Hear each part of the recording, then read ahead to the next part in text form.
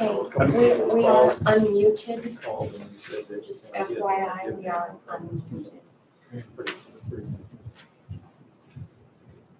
We are live.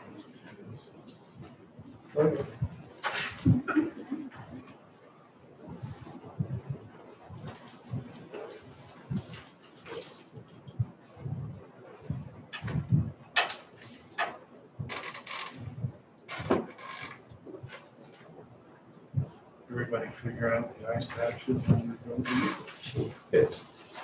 Well, fortunately, the county crew has. It's pretty good.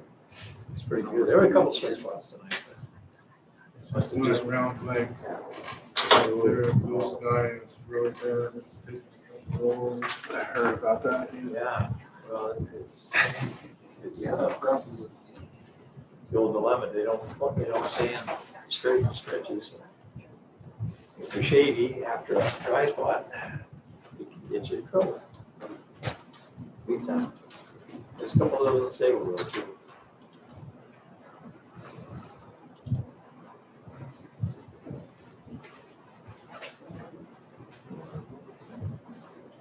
So just be careful. Go slow. Slow down. Go slow. It's amazing when you drive Sable Road at 35 east of the hill. Come on. Nobody in the ditch. Oh, yeah. I'm waiting for somebody to go over the hill by the hairpin. Come down the top. Hasn't happened for a couple of years. What? Oh.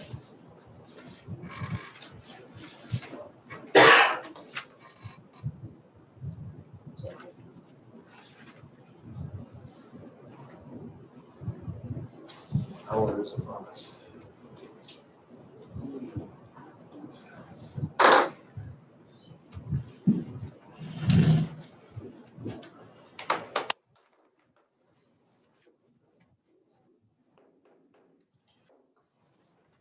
Call this meeting, public meeting, Bonner County Planning and Zoning Commission.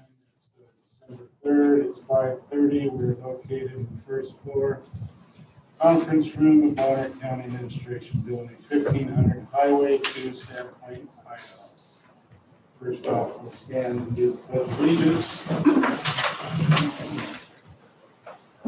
Pledge allegiance to the flag of the United States of America, and to the republic for which it stands, one nation, under God, indivisible, with liberty and justice for all. Thank you. So, ask for roll call of the commissioners in attendance, starting on my left. Commissioner Bradish, Commissioner Glassell. Commissioner Reed. Commissioner Linscott, Mr. Davis. Commissioner Frankenthal. Commissioner Bailey as chair this evening. And we have staff here and also upstairs that are present. And we'll move just real close. Everybody read the minutes? Anything to add to the minutes? All right, we'll make those official. Any folks need help hearing or talking this evening? You all good? He's having trouble hearing. Okay, I represent my daughter. No, not yet. Okay. We're just asking about your hearing. okay.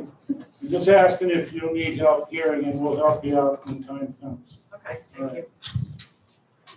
Okay. So, put the hearing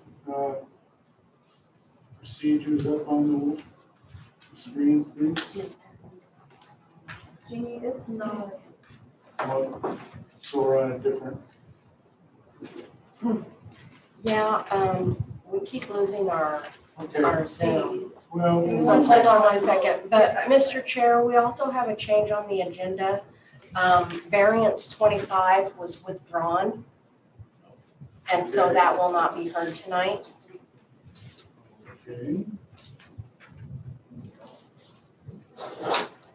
So, do we need to schedule? No. It's totally- It's totally gone. Okay, are you good, Tessa? Yeah, you got it. So you can read the procedures up on the screen there. That's what will be happening this evening.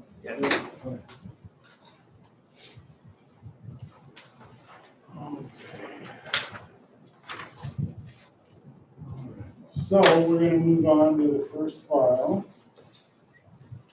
which is a modification of the planned unit development.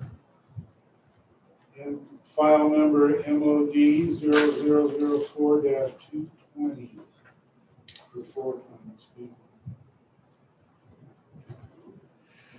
So Valiant LLC is requesting a modification in terms of file C832-05 to allow for the removal of 59,503 square feet of the 69,696 square feet dedicated open space to be divided into 6 lots on a 1.60 acre lot.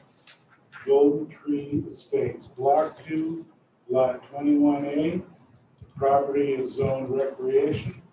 The project is located off Jim Brown Way, Section 31, Township 58, North, Range 1 East, Boise Meridian. Do you need to go through those or anything? No, Okay. I verified he knows the procedure, so. Great. My name is Tessa Vogel. I'm a planner with Bonner County. And tonight you're going to be hearing a modification for a conditional use permit, specifically file C832-05, the Hidden Lakes Plan Unit Development.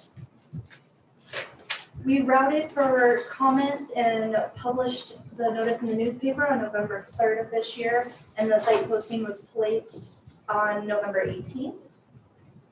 This is just a list of the portions of our code that were reviewed for this modification. So, like the chairman said, this is a proposal for a modification of terms for the Hidden Lakes Plan Unit Development to allow for removal of dedicated open space to be divided into 6 residential lots. Those lots will range in size from 0.187 acres to 0.349. And the open space lot will be a little over 10,000 square feet. The site is Lot 21A, Block 2 of Golden Tree Estates. It's bordered by open space and residential lots, zoned recreation, and is served by the Idaho Club, LLC Utilities, Northside Fire District, Avista Utilities, and Northern Lights. The photo on your left is showing that it is in the Resort Community Land Use Designation, and on your right is the Recreational Zoning District. The property has special flood hazard area zone D. This is the unstudied area, no slope. Our Bonner County maps are off in where they lay. You can see that on the left-hand side, that orange is showing that there is a small portion of wetland on the property, but per the actual National Wetland Inventory map, that wetland is not on the property. That's the blue in the picture on the right-hand side. So we are just looking at the design standards for the plan unit developments for common open space specifically. The requirement is essentially that 10% of the gross land area for residential plan unit development will be reserved as common open space. And so that's all that they're asking to be changed.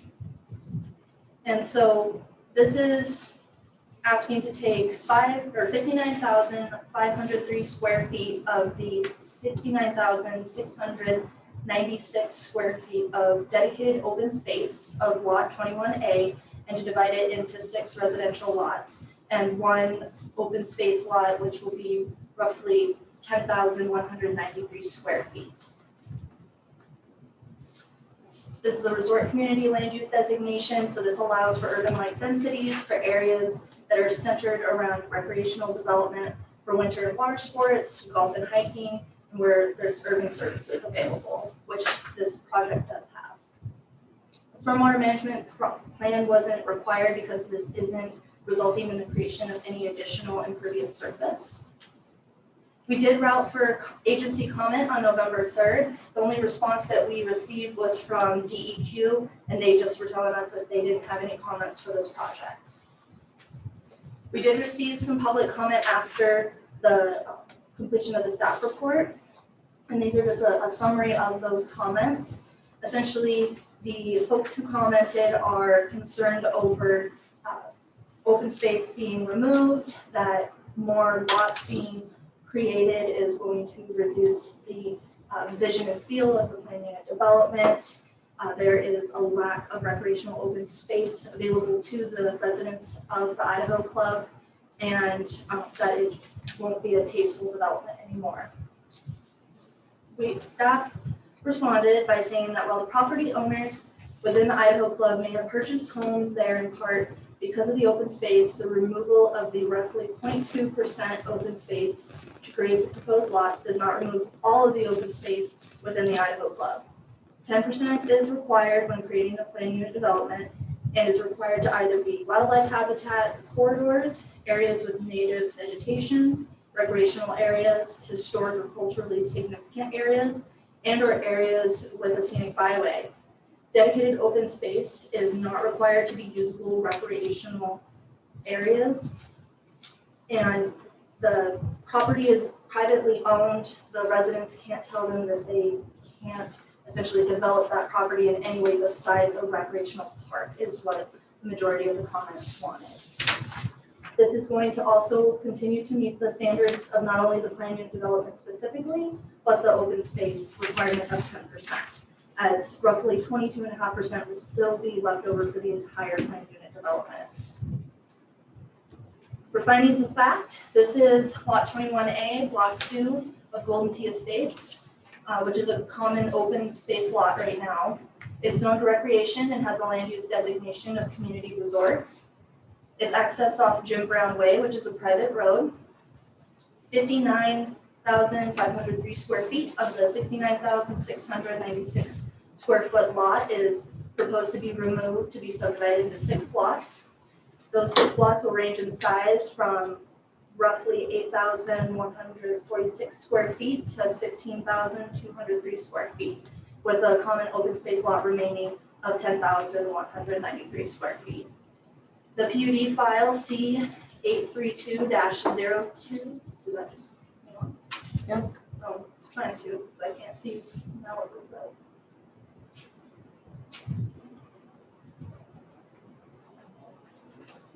Sorry about that.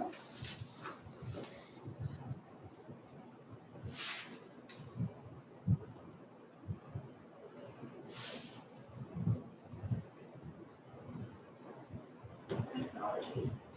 Not always our friend. All right, so the planned unit development file C832-05 allows for a reduced lot size minimum per their condition A7 of the 3rd. So that's why those lots are allowed to be so small, even within the recreational zone. The lot is served by the Idaho Club LLC utilities for water and sewer, Northside Fire District, Avista Utilities for natural gas, and Northern Lights for electricity. The original PUD was approved with conditions by Bonner County Planning and Zoning on March 9th, 2006, and the Board of County Commissioners on April 12th, 2006. Short plat SS 0004-20 was approved on November 18th, 2020, with the condition that this file shall be approved and issued prior to the final plat recording. So based upon the findings of fact, the following conclusions of law found that the proposed conditional use permit is in accord with the Bonner County Comprehensive Plan, that the proposal was reviewed for compliance with the criteria and standards set forth in Bonner County Revised Code, and that the proposed use will not create a hazard or will not be dangerous to persons on or adjacent to the property. These are our conditions of approval. The first 4 are standards for conditional use permits. Number 5 is that all terms and conditions for the original file shall still be complied with except for those modified or removed by the proposed file tonight. MOD 0004-20. And it's requested to amend the staff report to reflect that condition A6 is no longer needed because the short plat that was submitted with this modification was approved back on November 18th.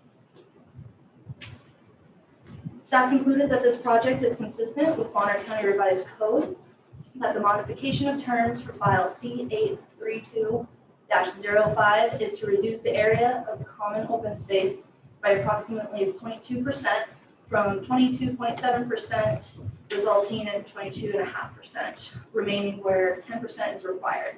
Originally, of the 865 acres that were part of the original PUD, 10%, which is 86.5 acres, were required to be designated common open space, and approximately 22.7%, or 196 acres, were provided.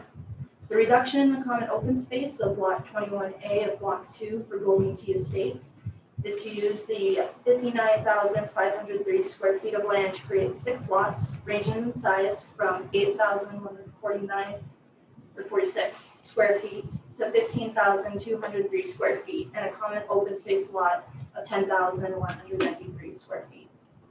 Removing the 59,530 square feet from the 196 acres of common open space will leave the total common open space as approximately 194.6 acres, or 22.5%, where 10 is required. The 6 new lots will still be consistent with the terms and conditions of the original PUD, and all terms and conditions of file C832-05 are still required unless modified through this file. And then staff concluded this project is consistent with Bonner County Revised Code and Bonner County Comprehensive Plan. Staff recommends approval of the modifications of a conditional use permit, file C832-05, subject to the conditions identified in the staff report and during deliberation. And the final decision rests with the governing body after the completion of the public hearing and consideration of all relevant oral and written testimony and evidence. You'll also see that we provided our amended motions in the staff report. They were essentially made so that you were making the final decision, but this does go to the Board of County Commissioners, so that's why it now reads motion to recommend approval or denial. And then this is just the requested amendments to make for the staff report, to remove the mention of the wetlands present on the proposed site, to include findings of fact number 9. They were not previously included in the staff report. That's just making note of the approval of the short plat, and then to remove condition A6. And that concludes my presentation.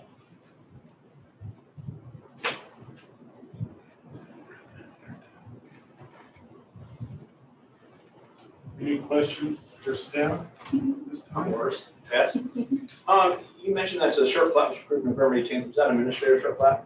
Yeah, so it went through its administrative process and was approved, and now we're waiting on the blue lines for it. Okay, and then just one other point on the project summary. It mentions that the small sausage lot is 8146 square foot. I believe, according to the plat that's shown, it's the smallest lot is actually 7578. I don't know, just which would be the proposed lot number 2. Let me bring that. Oh, we have that site.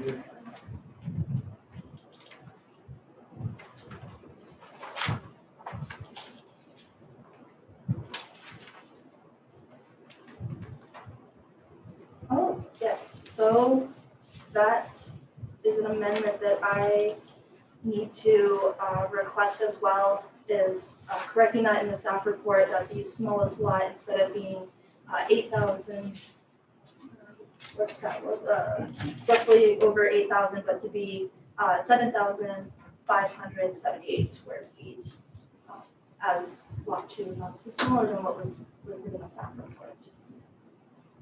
That is also a requested amendment for the staff report. And I do have one final question, and I don't know if it's going to be for you or the applicant to maybe determine this.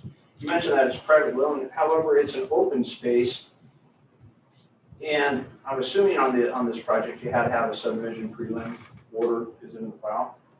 The regular plat that was done for it, Well, I didn't know if there had to be an updated one as far as the prelim for any kind of subdivision. I don't know if it's applicable to PUDs on modifications to them or not. But I didn't know, I guess the question I'm getting at is, are those CC&Rs, are those parcels still going to be contingent to those CC&Rs? Because I'm a little familiar with that area out there. I do not own any lots, and I have no financial interest in any of this. But I do know those common areas, there are some reservations for the CC&Rs. And I didn't know if you can address that, or maybe Mr. Taylor can. Mr. Taylor can probably address that better. I do know that these will still be part of the plan unit development and will still be under the constraints of those requirements. And so essentially what they were asking for was to take a small percentage of the large chunk of open space. It's essentially all of the dedicated open space is under those constraints. The modification is to essentially lift this chunk out of that and to allow them to be residential lots. And then they would be under the constraints that the other residential lots would be not like this common open space. That makes sense.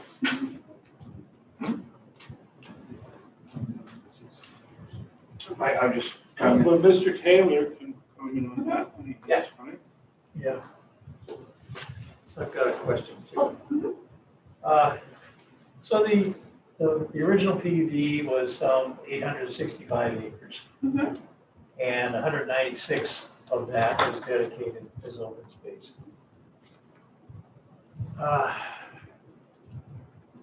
The code says a minimum of 10%, but they stepped forward and dedicated 22 point something percent. Isn't that a contract? You can make modifications to conditional use permits through the public hearing process of it. We make modifications for lot sizes or variances and things like that. And so our code does allow for modifications to conditional use permits and planning and developments when they go through. And so this is a way to allow that. Yeah, I don't think that section that allows modifications talks about either lesser or more density or whatever. It just says it can be modified.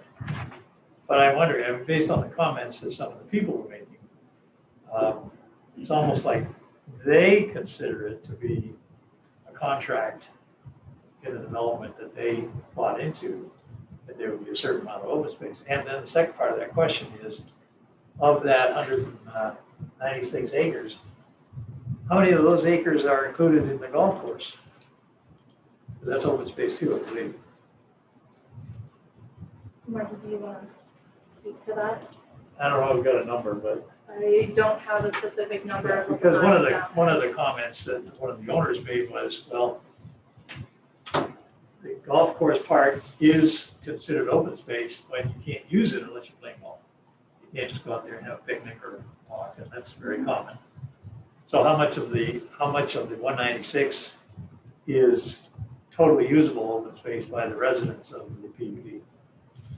I think that's a little, I don't know whether it's 196 acres, whether that's 195, whatever, or, you know, apparently not, because there's some 66 acres in this to start with, so it could be 130 acres is the golf course, and this parcel, and the one, obviously, parcel block 5A and so forth is open space as well, so there's more of it around, but I'm just curious as to what the numbers are for taking away the golf course as partially usable under certain circumstances, and then the rest of it is fully usable, and how that would affect the residents' use of the open space. I don't have those specific number breakdowns, but again, with common open space, it's not required to be usable recreational land. It has the ability to be a multitude of those things, which this is. There are wetlands out there, there's Right. wildlife habitat, native vegetation, and all of that. And so while they may have come to expect it, it's not a requirement per our code to have open space be usable by residents within the PUD. And if they consider it some contractual agreement between the seller and the buyer, then that's a civil matter, and they've got to take it out there, so. Correct. All right, well, I'll ask Mr. Taylor then. Any more questions, Stan?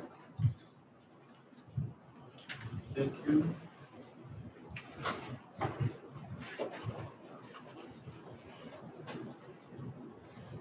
You ready, Mr. Chairman? Yes, sir. Thanks. I'm Marty Taylor, certified land use planner with James A. Sewell and Associates, helping out Valiant LLC, the owner of the Idaho Club this evening. And thanks for driving into town. I appreciate you taking the time to do that. Just by way of background, site plans are the controlling plans for property, and that's set forth in the county's code. So what that means is, to Dawn's point, when you have a conditional use permit approved, that site plan, that conceptual land use plan, it is the contract. It is what the code calls the controlling plan for the property. The plan unit development ordinance particularizes that under two circumstances, if you want to do something different from that controlling plan, then you have to petition to amend that plan to revise the contract. And it's discretionary. That's why we're here tonight. Those two factors that can give rise to the need to amend the terms and conditions of the approval for a PUD is if you have an increase in density, that would be more units in the case of this project, or a more intensive use of the same area. These are paraphrases right out of our code. A more intensive use of the same area would mean something like, well, you had the property set aside as open space and now you want to put 6 houses on it. So what I tell this applicant is we have to see if your proposed amendment is consistent with all the other terms and conditions of the approved permit, which is what Tessa was alluding to when she said everything else still applies. The modification is limited by code to only what we've asked for tonight. So that does two things. It requires that we be very particular on what we're requesting. And it also requires agencies, the governing board, which is you folks, and the public to address just what's on the table tonight. What that means is the public couldn't say, we don't want to see a golf course out there. Well, that's not on the table tonight. Or, well, what are you doing for wetland preservation? We discussed that in 2005 when we had the hearings for the plan unit development in March. So that's the background on how these modifications work.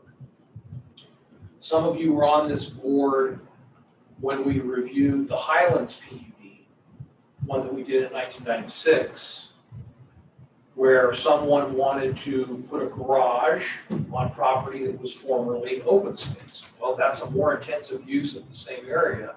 We had to visit that with you folks. There was another Highlands PUD amendment, that's out on the whole peninsula, where a neighbor wanted to acquire a strip of open space that the association no longer used, so we had to visit with you about amending that. Here's what we look at when we're talking about the open space reduction part of this modification.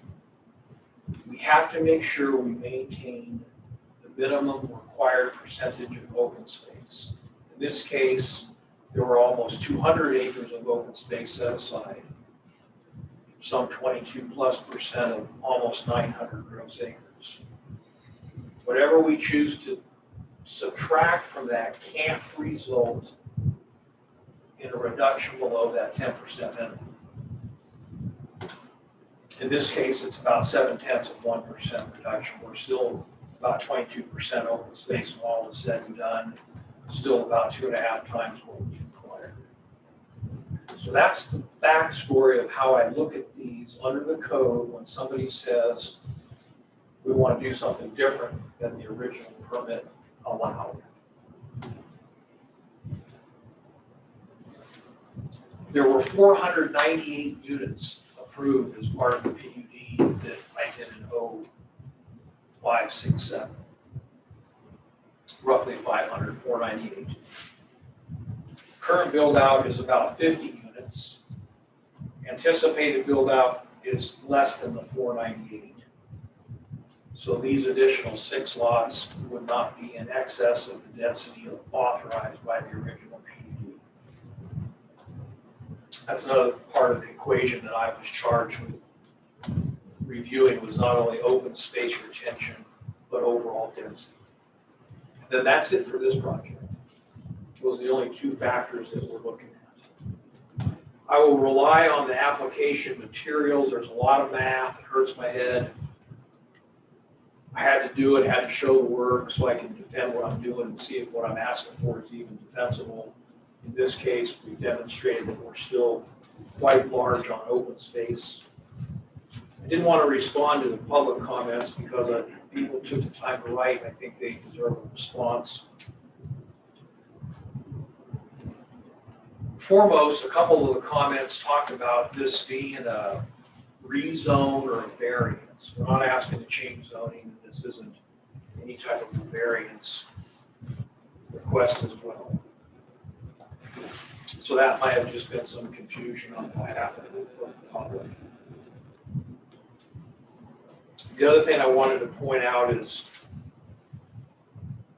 in response to the public comment in particular, is the modification is very much restricted to just what's on the petition, which is an open space reduction and the addition of 6 potential lots.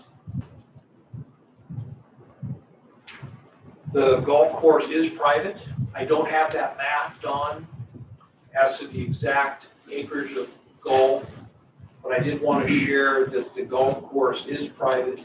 It is part of the open space function. It does provide for significant recreational space.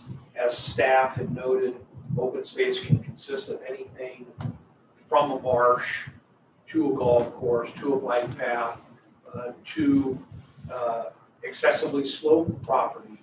You want to set aside so that it's preserved so that you don't have erosion or sedimentation problems. So there's a lot of different types of open space. It's not all picnic ground.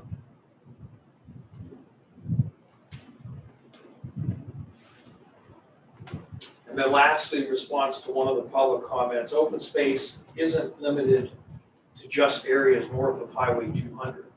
There's 200 acres of open space, and some of it extends south of Highway 200 because that is part of the same plan we've developed. I appreciate staff recognizing just a kind of a block and copy typo in the motion. This is a recommendation. It's not a final determination.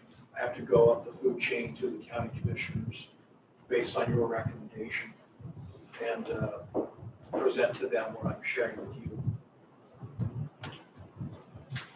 The short plat has been approved. We're in accord with all the conditions of that project as well as what staff had outlined for this project. I know you have a full plate tonight. I'll conclude with, if there's no questions from the public or the commission, we would respectfully request approval to the county commissioners of the PUD amendment as noted. And then we'll, that will, if it's approved, we'll be able to go to Blue Line and record the final plat. Thanks. Oh, I'm sorry. I had a question. We did have a title report. It was made a part of the short plat application. The declarant does have the opportunity as the majority landowner to amend those covenants as necessary, if necessary. But yes, we did have a plats that accompanied the replat, which you didn't see because this is an admin process. Thanks again. Any questions for Mr. Taylor? Yeah, I have a question to Commissioner Braddis, just for maybe my own clarification. on a PUD that is required to have open space, it's not necessarily required that the open space be used by everyone in the PUD. In the instance of the golf course, golf course is private. I mean, it's open to the public, but you can't use it if you're not paying to golf. So, and what I guess I'll clarify, is open space required to be accessible for people that own lots? Open space is retained, the one-word answer, yes. Longer answer, open space as part of a PUD is required to be owned and accessible to the owners within the PUD. That is part of the reason that the county approves deviations like smaller lots. So the one-word answer is yes. The open space is to be beneficial to all the lot owners, understanding what Tessa had offered, which is not all open space is necessarily something you would throw a picnic blanket on. It could be a wetland. It could be something that's excessively sloped. It could be something that isn't necessarily accessible to the lot owners, but it still qualifies as open space. Could be wildlife habitat that you really can't get to because it's an island or it's a marsh or something like that. If that helps answer. Yeah, I'm kind of clarifying in my head that even though they're in the PUD and they own lots, they still have to pay for a golf course membership to use that open space. I don't know who has to pay for what to have access to the course. That I don't know. I don't know that if I was a lot owner, I would be kicked off the fairway if I was to walk along it, for example. Please. Stormwater, then that'll be triggered out as soon as a building location permit would be applied for, am I correct there? That is correct. And then does the 35% impervious still apply even in this PUD? Yes, there was no deviation from impervious surface percentage. And Jim Brown Way is a private road, not public? That is correct. And can other parcels in that subdivision apply for a modification of this PUD and split their parcels down like this? If their proposal qualifies like this one does, and if they have the site control. So they have to be able to own an open space property in order to petition to do what we're doing tonight. In this case, Valiant owns the subject property. So I would have to own an open space property in order to do what we're doing tonight, if that makes sense.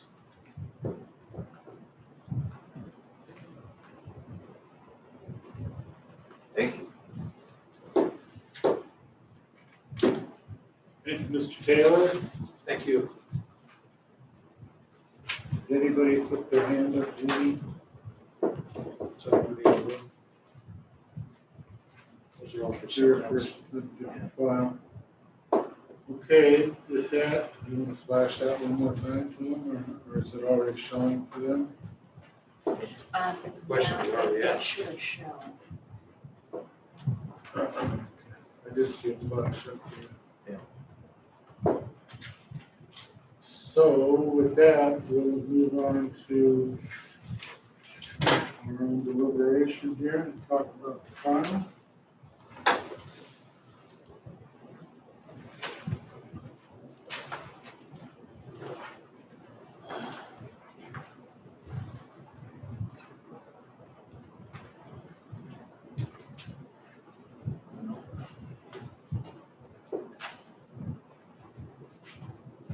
Okay, well, seeing that, we'll just move on.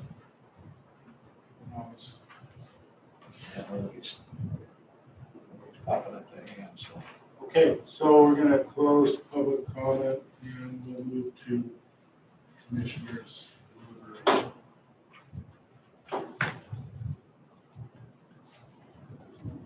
Oh, He's very popular this evening.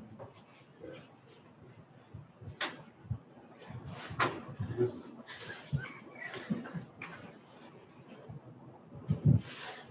I call you Quick Draw. So nothing there. Okay, all right. You guys are good to go? So it's an interesting discussion on the open space. The last bit that Mr. Taylor added was the fact, not that it was secret or anything, because the application is from Valiant. Whereas some open space in PUDs and plats, when it's done that way, is commonly held by the owners. And some of it may be in this one, but this particular lot, 22 or 21, whatever it was still owned by Valiant. Interesting.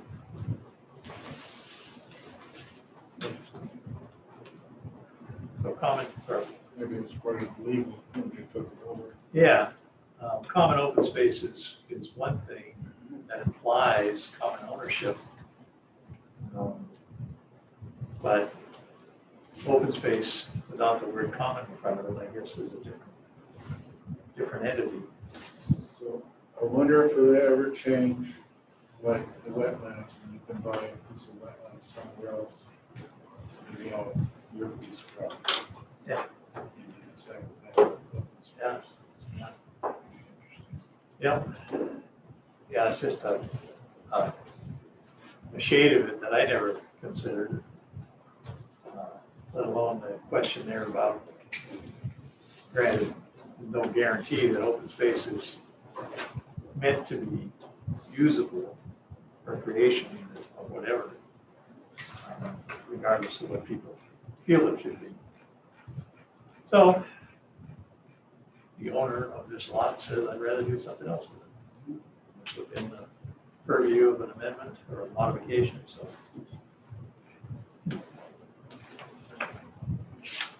I guess I couldn't help but think, and I guess it doesn't even apply to the case, but some of the public comments of people that lived at the golf course. I'm not sure why you would buy a house on a golf course if you didn't golf. Well, I own property next to a lake and I don't fish. So, sorry. If the weather stays cold, I might skate on it. I'm not gonna go and drill a hole in the ice and go fishing.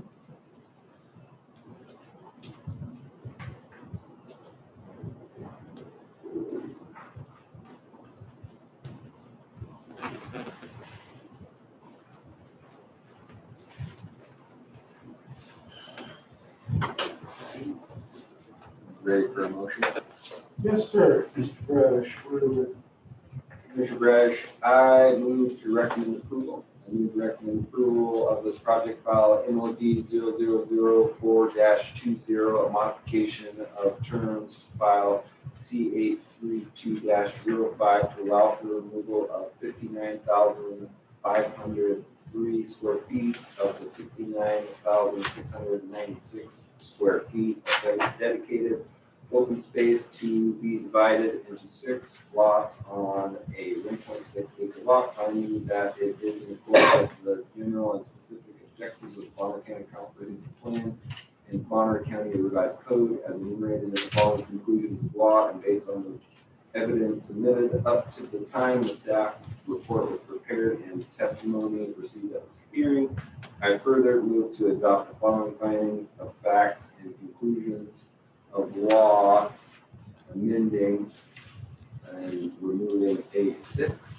and recommending the changes to the staff report.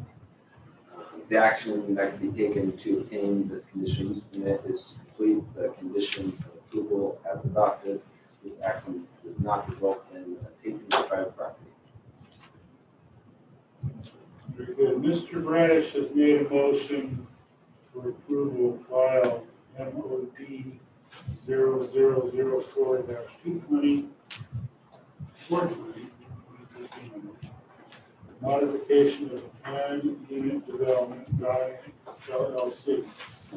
Is there a second on the motion? Mr. Glassman, I'll second. Okay. Any discussion? All in favor of Commissioner Glasslow's second, please say aye. Aye. Opposed? Motion passes 6-0. And we'll move on to our next slide.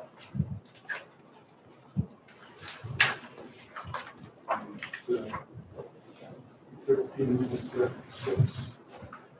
So we're gonna move on to file variance 0B0024-220. -20, excuse me. Lot size minimum variance. Jennifer Carey is requesting a lot size minimum variance to allow for a 5.24 acre lot where 10 acres is required for a future land division of 40.41 acre parcel. Property is zoned agricultural forest 10. Project is located off Cottage Road in Section 2, Township 58 North, Range 1, East, Boise Meridian. Conflicts. Oh, is there any conflicts of interest?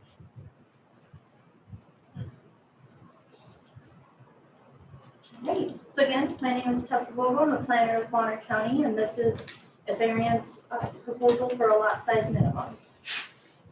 Rerouted for comment and published in the newspaper on November 3rd and posted at the site on November 2nd. These are the sections of the Bonner County Revised Code that we looked at when reviewing the application. So the applicant is requesting a lot size minimum variance to allow for a 5.24 acre lot where 10 acres is required for a future land division of the 41.7 acre parcel. The property is developed with a dwelling and a residential detached garage for our Bonner County assessor records. It is zoned agriculture forestry 10. The site is served by individual septic, well, Northside Fire District, and Northern Lights. The property shows as having no surface water or wetlands, but does have slopes of 15 to 29% grade. This is just our background showing too that the road is a privately maintained road and that it's approximately 16 feet wide and is of gravel and dirt. The image on your left is showing the zoning district, which is agriculture forestry 10. On your right is the land use designation, which is agricultural forest land 10 to 20 acre minimums. This pink that you're seeing on the photo in front of you, that is the 15 to 29% slope that is present on the property. So for our first standard, which is conditions applied to the property that do not apply generally to other properties in the same zone or vicinity, the applicant stated that the east boundary of the requested property is Booth Road,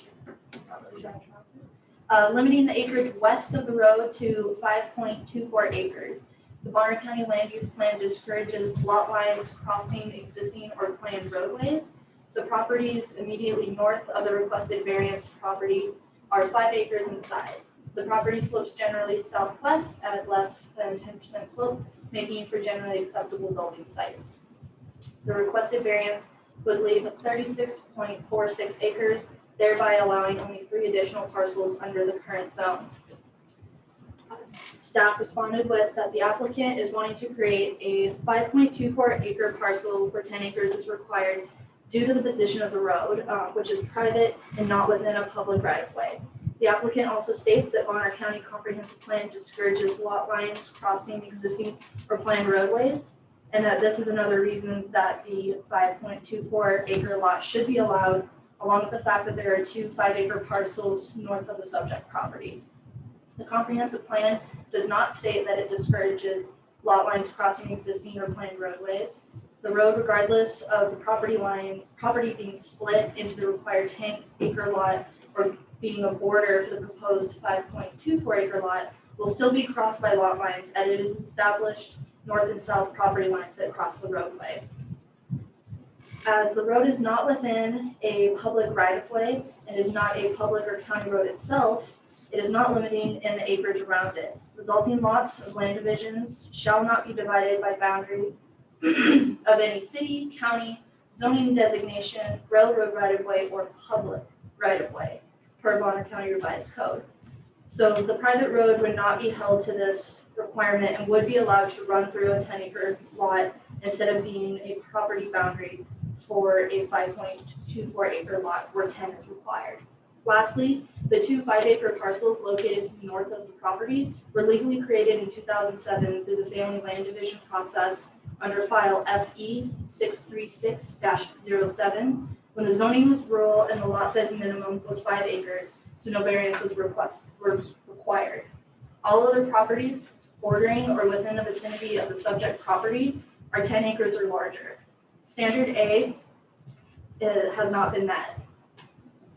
Standard B, for special conditions and circumstances that do not result from the actions of the applicant, they stated that the road was built designed for acreage and under no direction from the owner. The current zone of AF10 was the zone generally applied to the surrounding properties. Staff stated that while the applicant did not create the design of the subject parcel or place the road in its current location, the applicant is still creating their own special condition and circumstance with their request for a 5.24 acre lot where a 10 acre lot is possible. Standard B has not been met. Lastly, for granting of the variance to not be in conflict with public interest, the applicant stated that the proposed variance is in harmony with the acreage of the properties to the north, and it is a private road, but an easement exists for all properties, which will guarantee access. Staff agreed that this is not a detriment to public interest or health, that this would be met either way if it was made as a 10 acre lot or a 5.24 acre lot. A stormwater plan was not required because the proposal does not result in the creation of any additional impervious surface.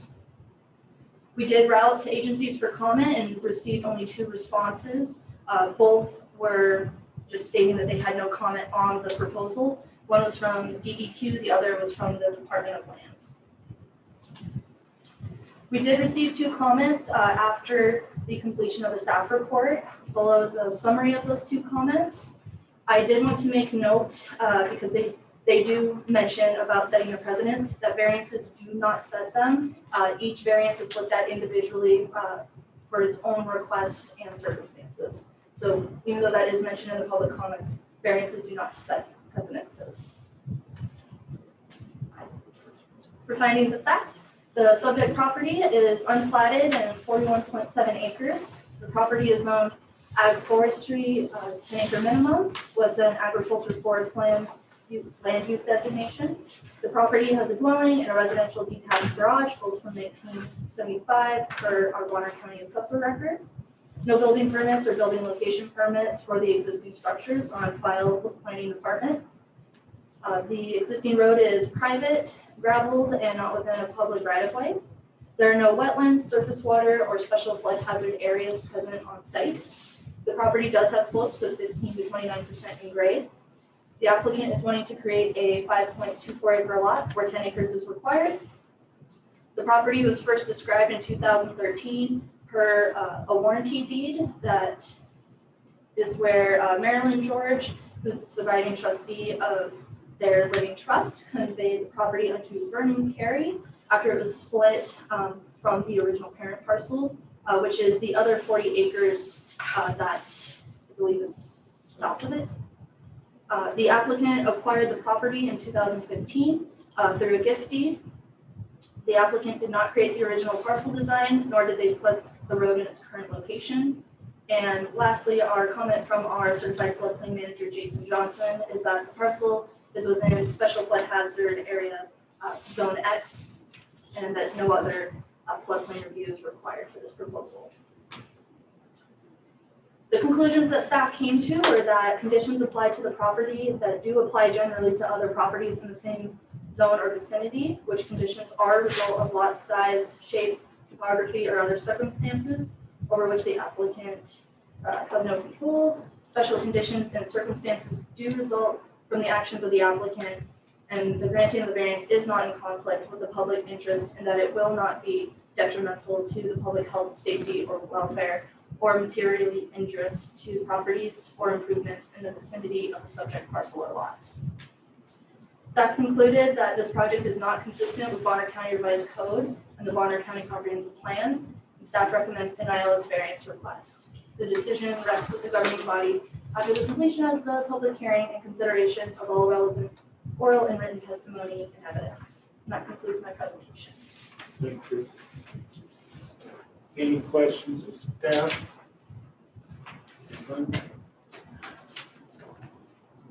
I do have I read this file earlier and I was trying to find 12660 G D2G. And as I understand by reading it here, it said resulting lots shall not be divided by boundary of any city, county, zoning designation, road right of way, or public right of way. So basically, it doesn't matter whether it's state, county, railroad, it does not split a parcel. Am I understanding that correctly? Yeah, that's correct. So it's a public or a railroad, but this is a private road. It has no public right of way or railroad right of way or any of the others listed. And so this one wouldn't be held to that standard. We do have a multitude of lots now being created and that have been created recently and in the past that allow public roads to cut through them, because public roads are allowed, or private roads are allowed to do that because they don't have a designated right of way that's going to cut through.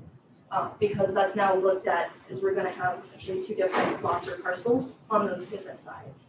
And so this isn't going to be held to that same standard. So it could still have the 10-acre lot with that road cutting through it and meet the standards of our code.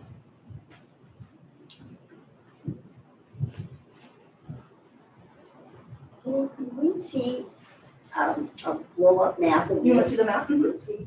Yep, definitely.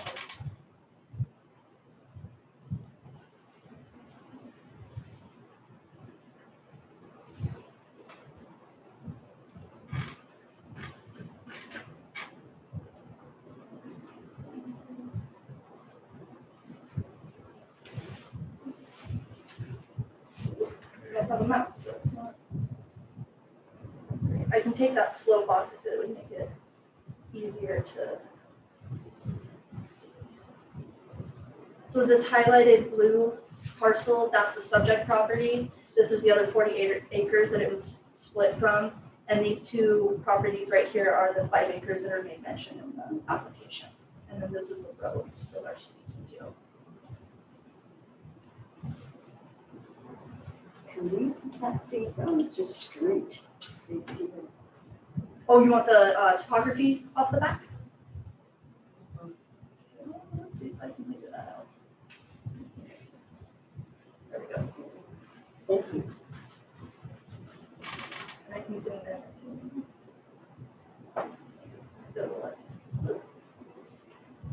You can see how our GIS lines are off.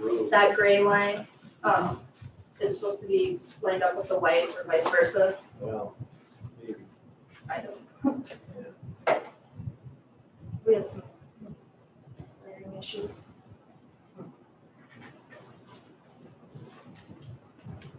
Can we zoom out just a little? Mhm.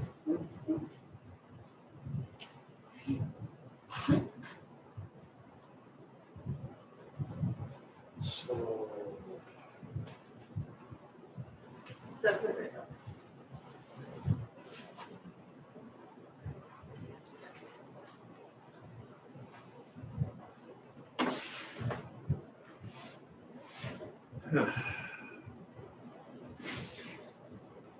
Cheryl? Yeah. Good. I just was trying to see how many properties met requirements out there for site size and the zone. Oh, do you want to see what the zone is for the surrounding area? Yeah, definitely. This blue, that's state land, and so that's why it's already showing up as a color. So the light green is 10-acre minimums, the dark green is 20-acre minimums.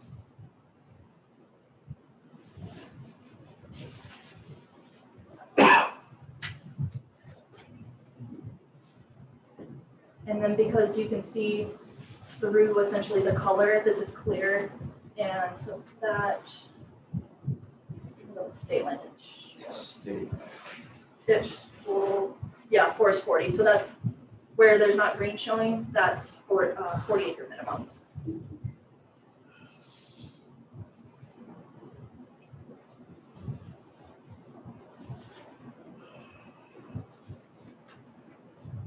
Okay. No, I just along with that, I think what Cheryl was looking at too, that private road, Cohage Road, as it trends to the north there, it looks like it's going through some 10-acre parcels right in the middle of it. And the fact that it's there does not split those into less than 10-acre lots. Yeah, the only There's 4 or 5 of them that's the situation. parcels that are less than 10 acres are the 2 5-acre Right. parcels Right. just north of the property. All Everything the else others is general. are between 5 and 10, or 10 and 20.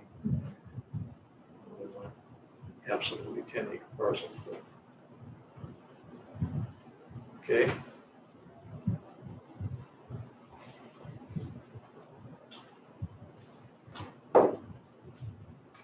Okay. Mr. Carey, are you the one going to speak? Are you going to speak? You need to come up to the podium, sir. Get your name and address. I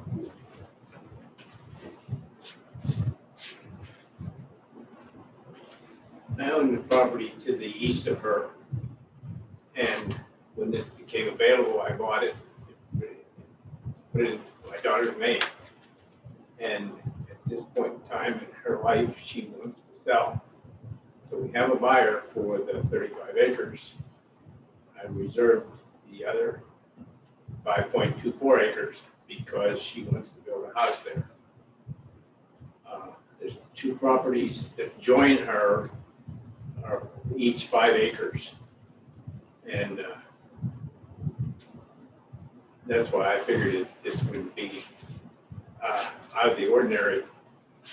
Because of the road, if the road had been further to the north, it would have been simple to put 10 acres and kept it. Everybody would have been happy. But the road is where it is. And the property then it just doesn't measure up to the 10 acres. The property to the west belongs to Stetson, and it may be possible that I can have a chunk of their land because they wouldn't even miss it.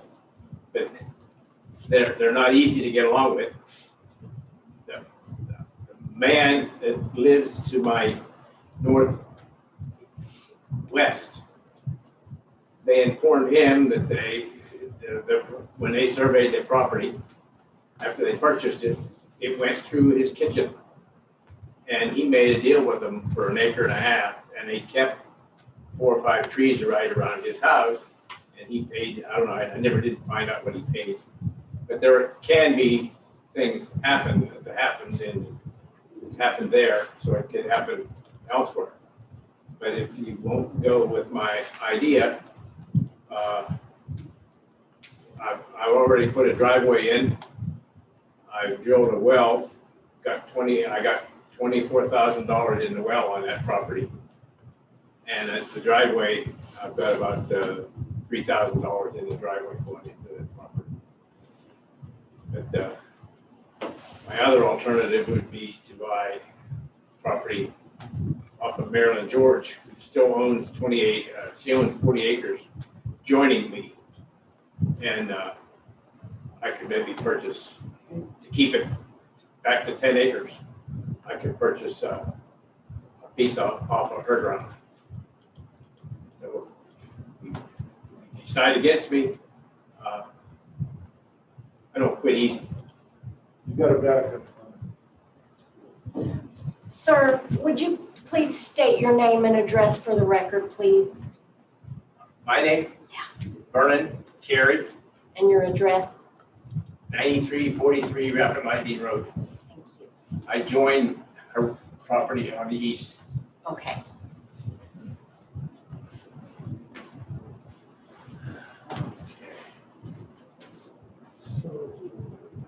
So, do we have anybody? Okay, so we don't have anybody. So we're not gonna have any more public comment. Close. Any questions for the applicant before we move on? Okay. Yeah. Okay, so we're gonna close the public comment and we'll move on to the commissioners' deliberation.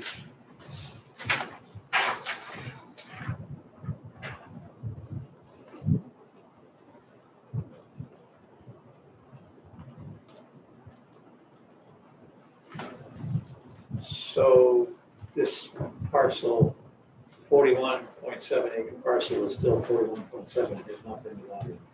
Would you like the map or the site plan showing? Just, yeah, it's the site plan is. The deed says 40.6. Yeah. It was recently surveyed. I think it's surveyed after subdivision description, so, you know. Survey proves that it's only 40 point whatever. But 40.6, hey, over 40, that's got potential for 10 acre lots.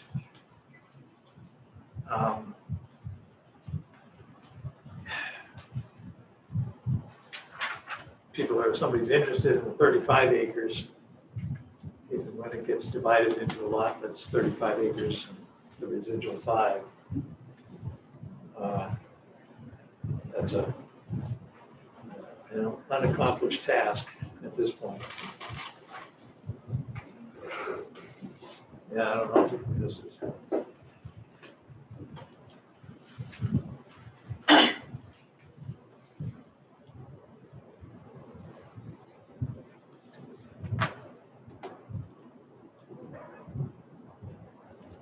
Or 35 acres is under agreement for sale. How can it be? It's not a lot. It's dependent on Well, we've closed public comment, but we understand what's happening. It can't be under contract. Well, it would be if they get the variance. Right, but to be under contract right now, it's not a lot to be sold. That's- Yeah, it's a legal matter.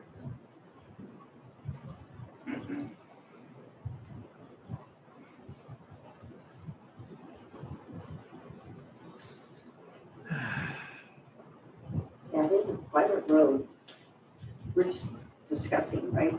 Yes, no, it's up to you guys to discuss. Okay. What we're looking at, North Half Government Lot 2, and it is a private road coming down through there.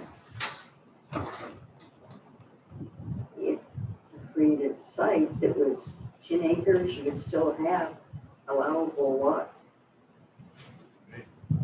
remaining. We just did something similar up on Rapid Lightning for that one gentleman. Not Rapid Lightning, but Upper Road Creek. Road. We got a total over almost 21 acres. Yeah, it's, yeah, And it's not unusual. government lot 2 is 20 plus. Government lot 1 is 20 plus.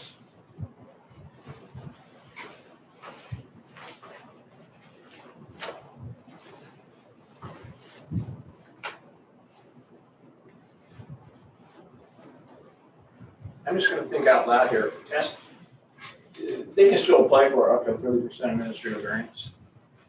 Yes. Yeah, they can apply for that as well. Okay, because if you got 5.24, and with a 30% administrative variance, we're talking 7 acres instead of 10 acres. That would be adding 1.76 acres to that piece. I cannot help but think that couldn't be done fairly easy.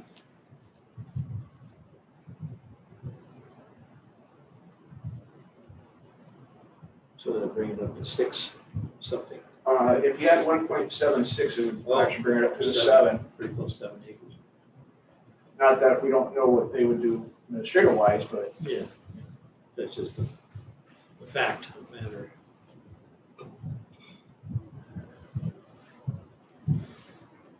No.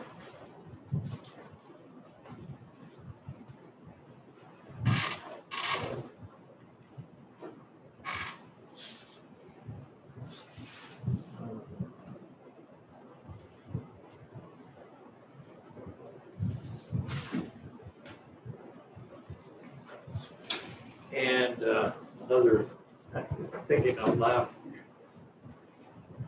the family split still is supposed to abide by the zone, even with a 30% variance. So that's the same result in any difference.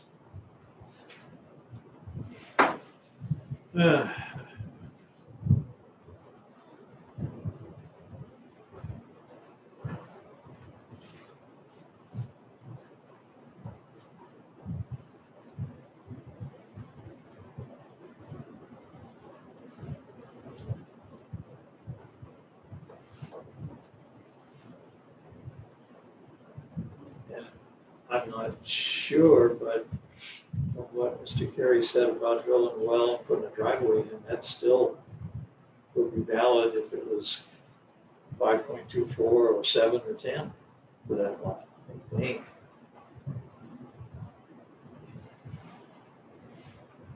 Because it goes over and serves that property area west of the road. And, yeah.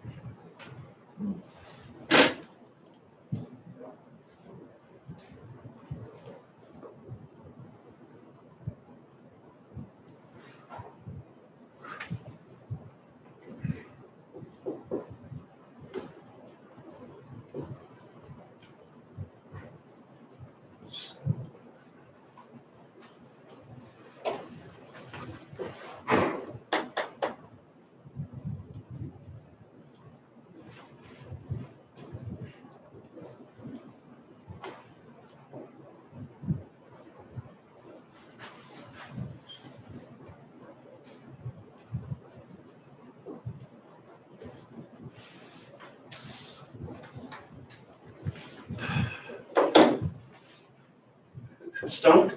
Well, maybe. Maybe. It was a challenging decision. We spent a lot of time in staff talking about this project, and because would the appropriate pathway been to do a zone change, right? Comp plan zone change? That would be another Right. option, right? So that's what made it difficult. Plus, you know, we're going to talk later in the subdivision ordinance about this very topic, right? Roads that split properties. So the reason that we felt the recommendation for denial was appropriate was because it is a private road. If it was a public road and the public owned it, then it would create a real division. And because it's not dedicated to the public, and doesn't create that separation. So that was our thinking in making the decision, the recommendations that we made. So as a variance, I don't know, there's a lot we could do to amend the subject that's subject to the variance, that subject of the variance, or the amount of the variance. Right now, they're asking for a 4.73 whatever acre variance from 10 acres. Could we reduce that to 2?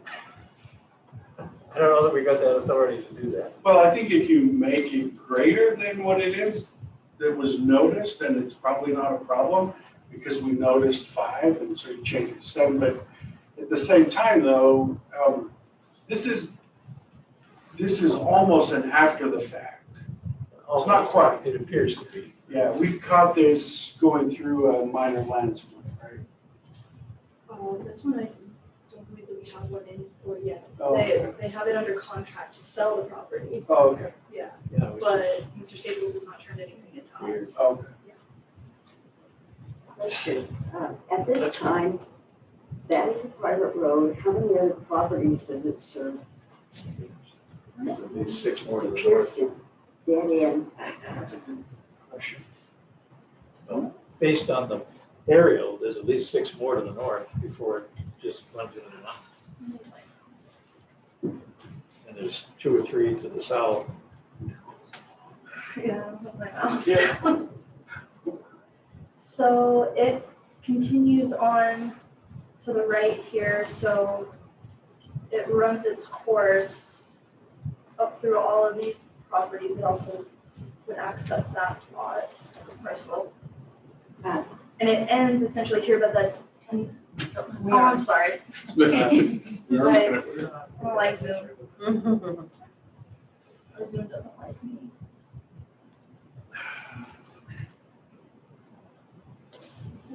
So it dead ends up by the state property. This is the subject property here. 6 properties. And so then it runs through and gives access to all of these parcels, including the state lot. But that, even though it's shown as ending in this area, that doesn't mean that Well, it's addressing right its up there, addressing yeah. comes off, even though it's not physically on the property. And do we know who owns right at the end of that roadway? The south half of government lot 2? Do you mean this lot right here? Uh-huh. Yes, it's the woman that sold this parcel Phyllis George. originally, last name George. Yeah, Marilyn George. So it actually feeds going straight and then off, right? Yeah, it goes straight and then, So it probably feeds It a dozen lots. and then it feeds it essentially into this other one Right too. where it Y's off, there's more lots to the left Yeah. there. Yeah, There's a- and so there's a dozen lots it's that not that just- serves. Through its namesake where it goes, it also goes off to the left there and feeds all these properties. I just wondered if there was another roadway. From looking at that and looking at this map, I didn't know if there was another roadway that the folks that have the south half of government lot 2 could use. Just looking at the roadway and the uses. I'm gonna give my mouse a little extra work. A little smoother. Okay. Not so tricky.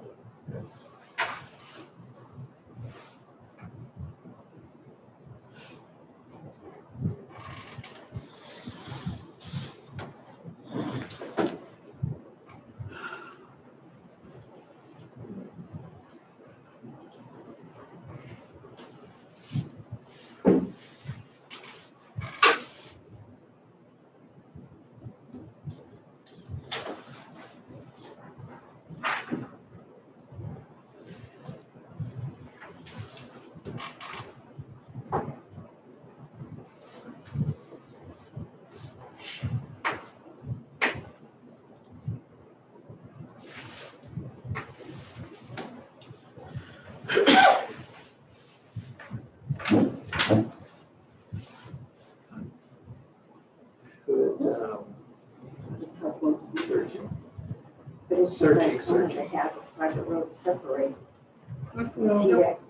No, it's not even the, roads follow terrain, they don't follow square lot lines. Not that, not up there.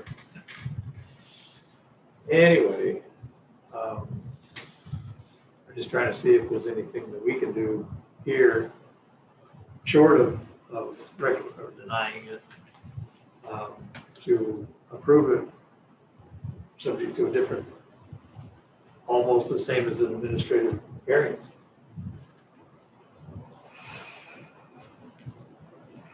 But that seems to be the remedy, one possible remedy anyway that they can pursue. But can we handle that tonight? Can we get that out of the way for them tonight? That's where we go. Short of, like Mr. Kerry said, trying to purchase some property from a neighbor, that's a possibility too, but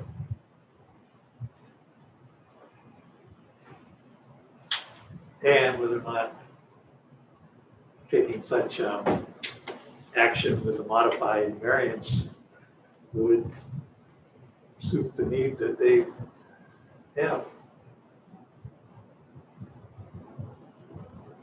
Would they end up appealing that because it's no roof.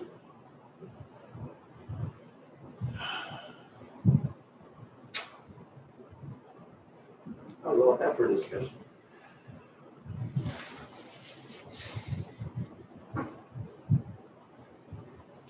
Your thoughts? We could continue to file and give them a month's time. Well, yeah, that's another option is to continue it and let them try to figure out some other things up to and including dropping the variance request or going for administrative variance or something. They do have the ability to appeal the denial decision if you were Correct. to deny it. So they do have other remedies to go forward. Even if we were to come up with some modified variance and that didn't suit their need, they can appeal that. Yeah, so appeals are there, and they, even after, if it was denied or approved, could they, I don't know if they were aware of the administrative variance. We make that very clear when anybody goes to turn one in or it inquires Up to about it. 30%. The standards are still the same. Yeah, the standards are still the same. They will be reviewed the exact Right. same way that this was. It's just that the administrative variance, you can vary it up to 30% rather than this nearly 50% that they're requesting. Correct, but still the same standards. Same standard. They still have to meet the standard that they So- were unable to meet with this one. So, yeah, same thing. I mean, it appears that they've created the issue themselves. And that's muster. Okay, well, And so that is okay if we go ahead and throw out a motion there to go ahead and approve a 7 acre? I mean, is that one of our options here? well, that's what I was trying to, I don't think it's right if they said they're still under the same standards, 2 out of 3 would still be no. yeah, it still doesn't meet the test. What? Still file. Yeah, so the motion may very well fail because it doesn't pass. Well,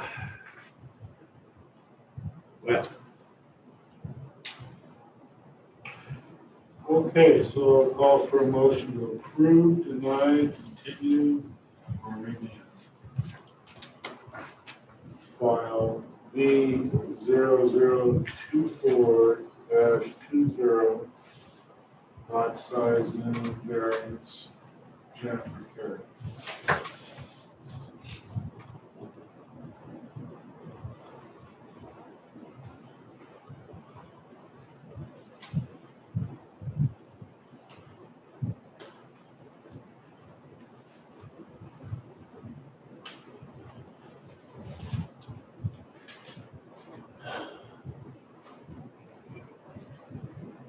so, Mr. Chair, That's Mr. Davis. screen back up here. Based on the fact that there's some, appear to be some other solutions here, I move to deny this project file V0024-20 for lot size minimum variance to allow 5.24 acre lot where 10 acres is required based on the following conclusions.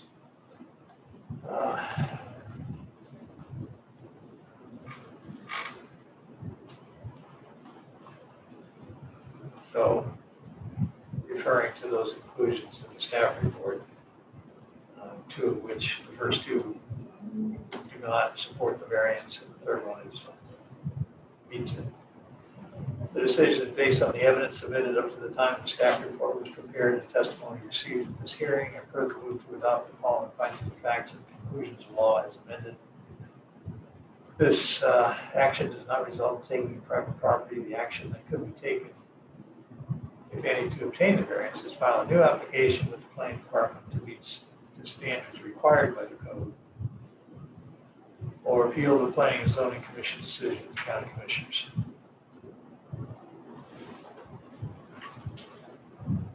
Commissioner Davis has made a motion to deny file V0024-20. We have a second.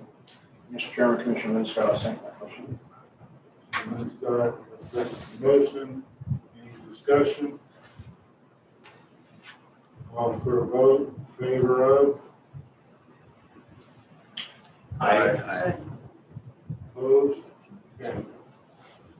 So you talk to the applicant about I will talk to them. the vote for denial passes 6-0. Okay, so anybody need a break? Yes, it does. And you'll be stretched.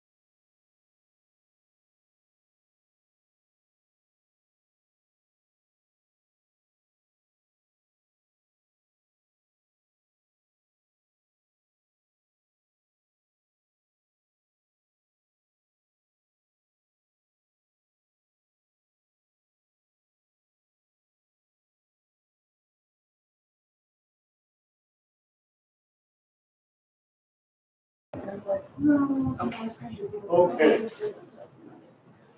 So we're gonna go live again.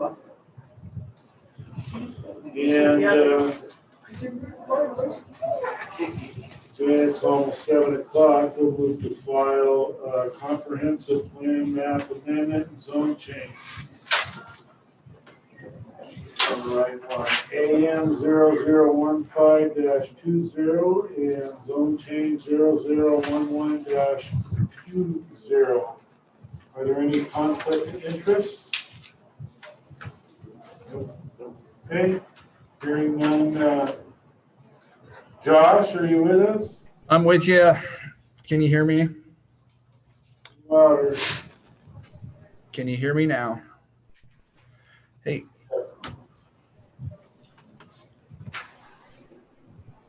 Hold on just a second. I've got another, sounds like I've got another speaker here. I just need to turn down. Oh, I didn't turn my computer off. It ran off. Sorry.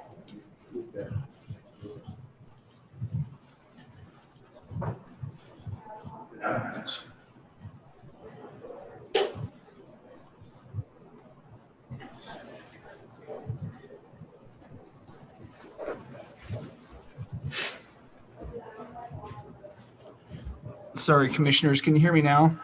Yes. I don't know if I've got it fixed. Yes, we can hear you.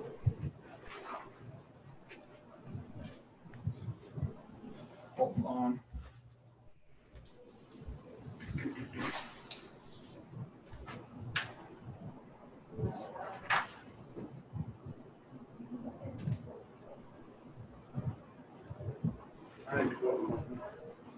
Okay, I think I got it now. Sorry, commissioners. Yes, this is county proposed comprehensive map plan amendment and zone change. And this is up at Priest Lake. It's on the east side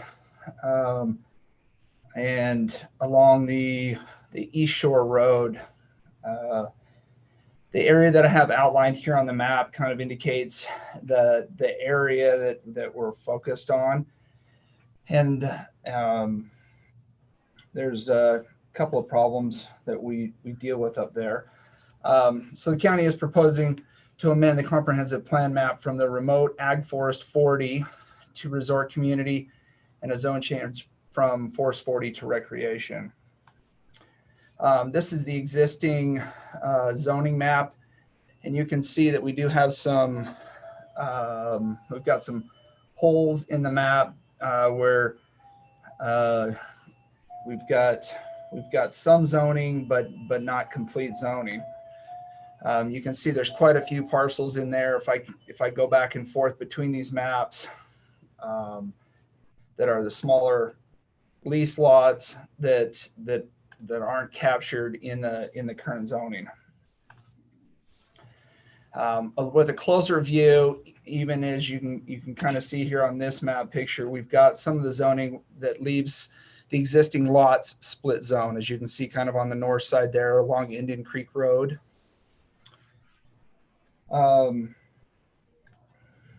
So the existing zoning is a forestry district. It's a forestry district is established to preserve the forest land base, to conserve and protect the long-term productivity of forest lands, and to restrict use unrelated to or incompatible with forestry. You can see that that we do have quite a bit of state lands around the edge of the lake, but there's quite a bit of private property that's been created as the state's been selling off some of the lease lots. The proposed zoning that is the recreation district, and the recreation district is established to provide a wide range of recreational uses in areas where, if access is by road rather than solely by waterways, the road shall be located within a recorded easement or public right-of-way, except where subject to the terms of an approved special use permit or state or federal agency. Adequate water, sewer services, fire services, considerations shall also be given to access to potential public transportation systems. The recreation district is intended to provide for a range of housing types and uses that are accessory and complementary to recreation and residential uses. Again, you can see the map, and this map is indicating the comprehensive plan. But we do have, it's kind of a bit of a hodgepodge up there. The existing comprehensive plan designation that's there now is the remote ag forest land. Is located on mountaintops and remote areas of the county where few or no access roads have been constructed. Included in these areas are most of the state and federal lands, which are managed for forest production or recreation. Here's a closer look at the existing our GIS comp plan map, and again we have some split zone, and we're not encompassing all of the privately owned properties that are in that area. So the proposed comprehensive plan designation would be resort community. The resort community provides for urban-like densities for areas centered around recreational areas developed for winter and water sports, golf, and hiking, where urban services are provided. The parcels included in this amendment for Priest Lake or primary transportation corridors, which already feature urban-like densities. This area is central to access the lake and the public lands. The conclusion, the use and size of these lots are best suited with the resort community land use designation. This is a more accurate assessment of the use and the future of these properties. This proposal does fit with the character of this area. We did send this information out for agency review, and what we got back was Clark Fork, which is part of the taxing district, Idaho Fish and Game, DEQ, no comment. Just recently,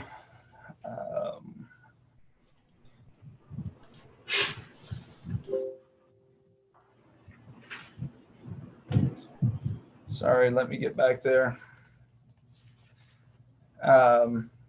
Just recently, we did receive, towards just the other day, we've got an email and phone call from East Priest Lake Fire Department, which is a new fire district there along the east side.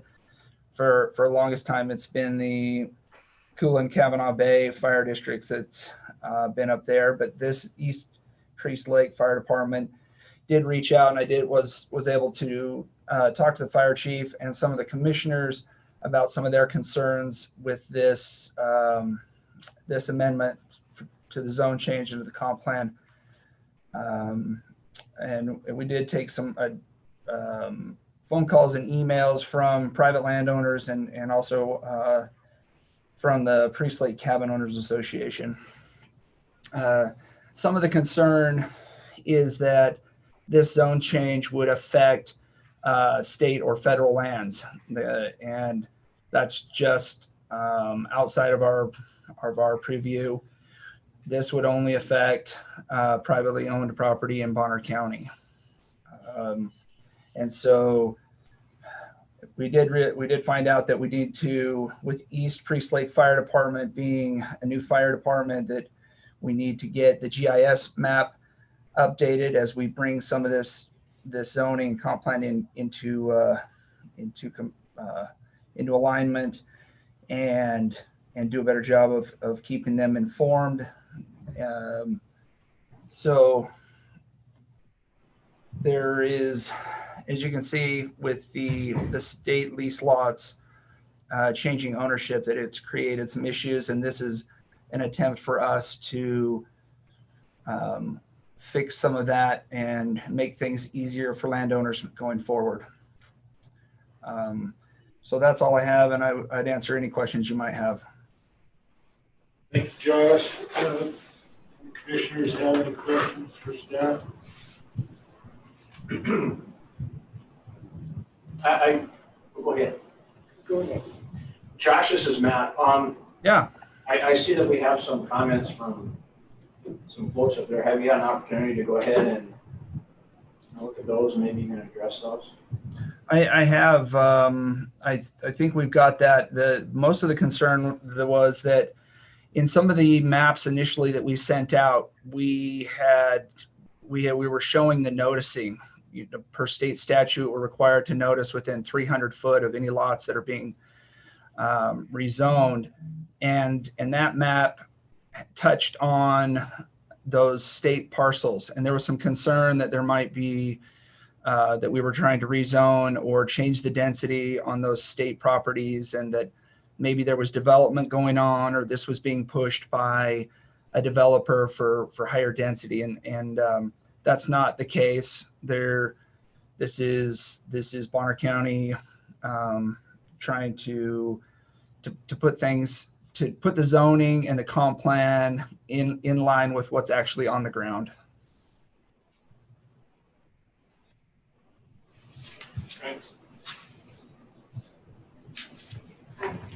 Commissioner Reed, Joyce, Yeah. most of that access up there at Priest Lake is by private roads that are not, of course, maintained by the county. And so many of those too have a community drain field, but they have their own private water.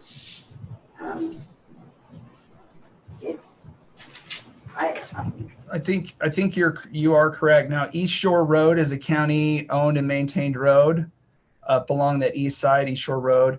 When you get into Indian Creek and Cape Horn, those, I'm not sure if those are state or some of those might be private. I do know that Pinto Point, which is kind of that section right in the middle of the map there, they do have their own sewer system for the Pinto Point subdivision has their own sewer. But I think you're right that many of the lots and parcels in there are shared leach fields and private wells, or they pump water out of the lake.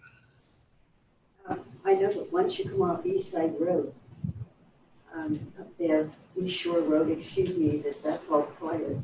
So most of those folks pay to have their roads plowed, and a lot of them don't get in there in the wintertime. They aren't, because the county does not maintain them. If they have, some of them have common drain field, but most of them have their own water systems.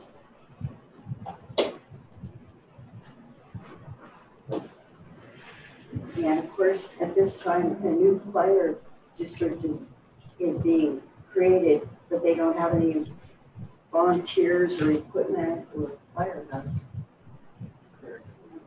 I did have a chance to talk with the fire chief, and they've got a few volunteers, and they do have a loaner truck, and they're moving forward, but yes, definitely still kind of in their infancy.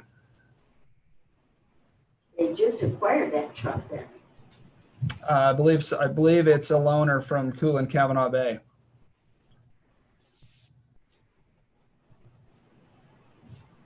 So let me jump in and see if I can help also answer and maybe just restate. So the purpose here isn't to go in and create recreation zoning on vacant land. The idea is to rezone existing parcels that are already created. So those are good questions. If we were creating vacant, taking vacant land and rezoning it to recreation, those are great questions, and we would have done a much greater analysis of that. But we're taking existing small lots that they're already there and they're already established, and we're rezoning them. The biggest challenge that we're having is that with it being zone forest 40, the setbacks are way greater than they are in the recreation zone. And so we're continually running into challenges with folks wanting to build on their lots or add to their lots and not being able to because those forest 40 setbacks are much greater. That's the biggest problem. So that's why the analysis didn't go into all of that extra detail. And because so much of that I know was sold by the state, and now as those lots are being auctioned off, it becomes. Yeah. And part of me says I can understand exactly why that needs to be continued to be zoned recreational, to be harmonious with what's there and existing. But I guess I was just kind of with the definitions and all because it's not urban-like. That's without roads being maintained except privately and all. Well, that's why. It's urban densities without the urban services. Pardon? The existing is urban densities without the urban services in general. Because it's private roads and private wells and Correct. septic. And so. And that is the challenge that we're having with a lot of the state lots that are coming out of state ownership is they didn't have to meet all of those standards when they were created.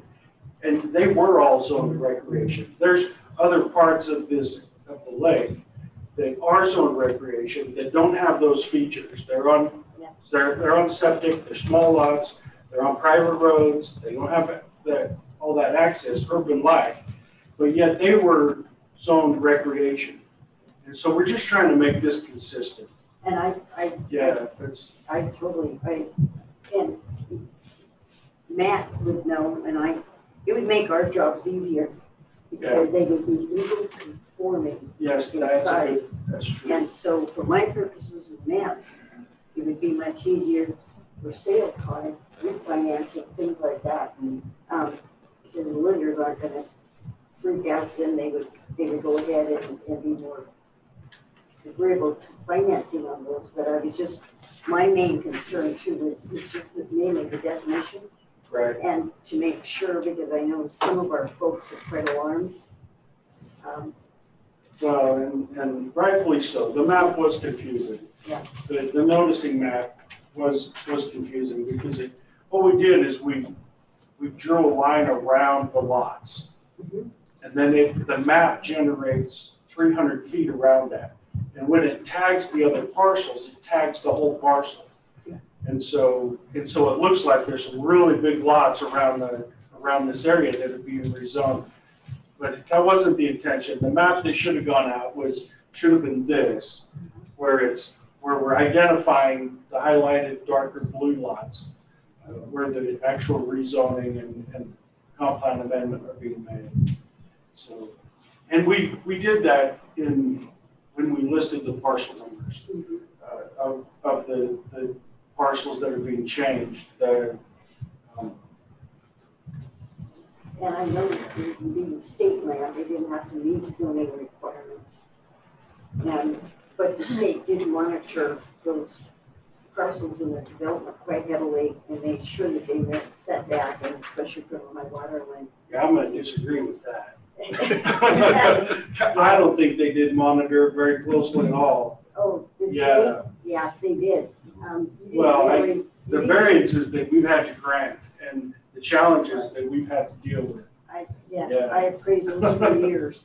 Okay. But they didn't remove the tree without getting their permission. That's And probably some of true. those were developed years and years ago, early 1930s or so. So, we've got some particular situations up there with each and every one of them. And it may be as they come out private. But, and that's the other point is that we don't have any authority over the state.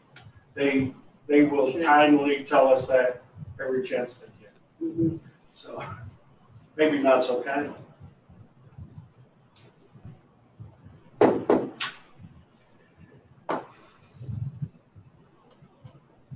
Great. I don't. Yeah, there's two people up there who'll take a minute. So everybody's done with their questions. We're gonna move on to public comment. Yeah. This will take Mr. Clevenger first. Yes, this is Tom Cleven. Yes, Good sir. evening. State your name and address, please. Yes, my name is Tom Clevenger. I'm at 1264 Cape Horn Road, Coolin, Idaho, 83821. Okay, you have 3 minutes to state your case. Thank you. I am the chairperson for the East Priest Lake Fire Protection District Commissioners. And I did pen the letter to Josh earlier, and we did talk briefly over the phone. And I am requesting that the planning board continue this process till such a time as the commissioners and our fire district has time to visit, understand, and determine the ramifications of this zone change to our fire district.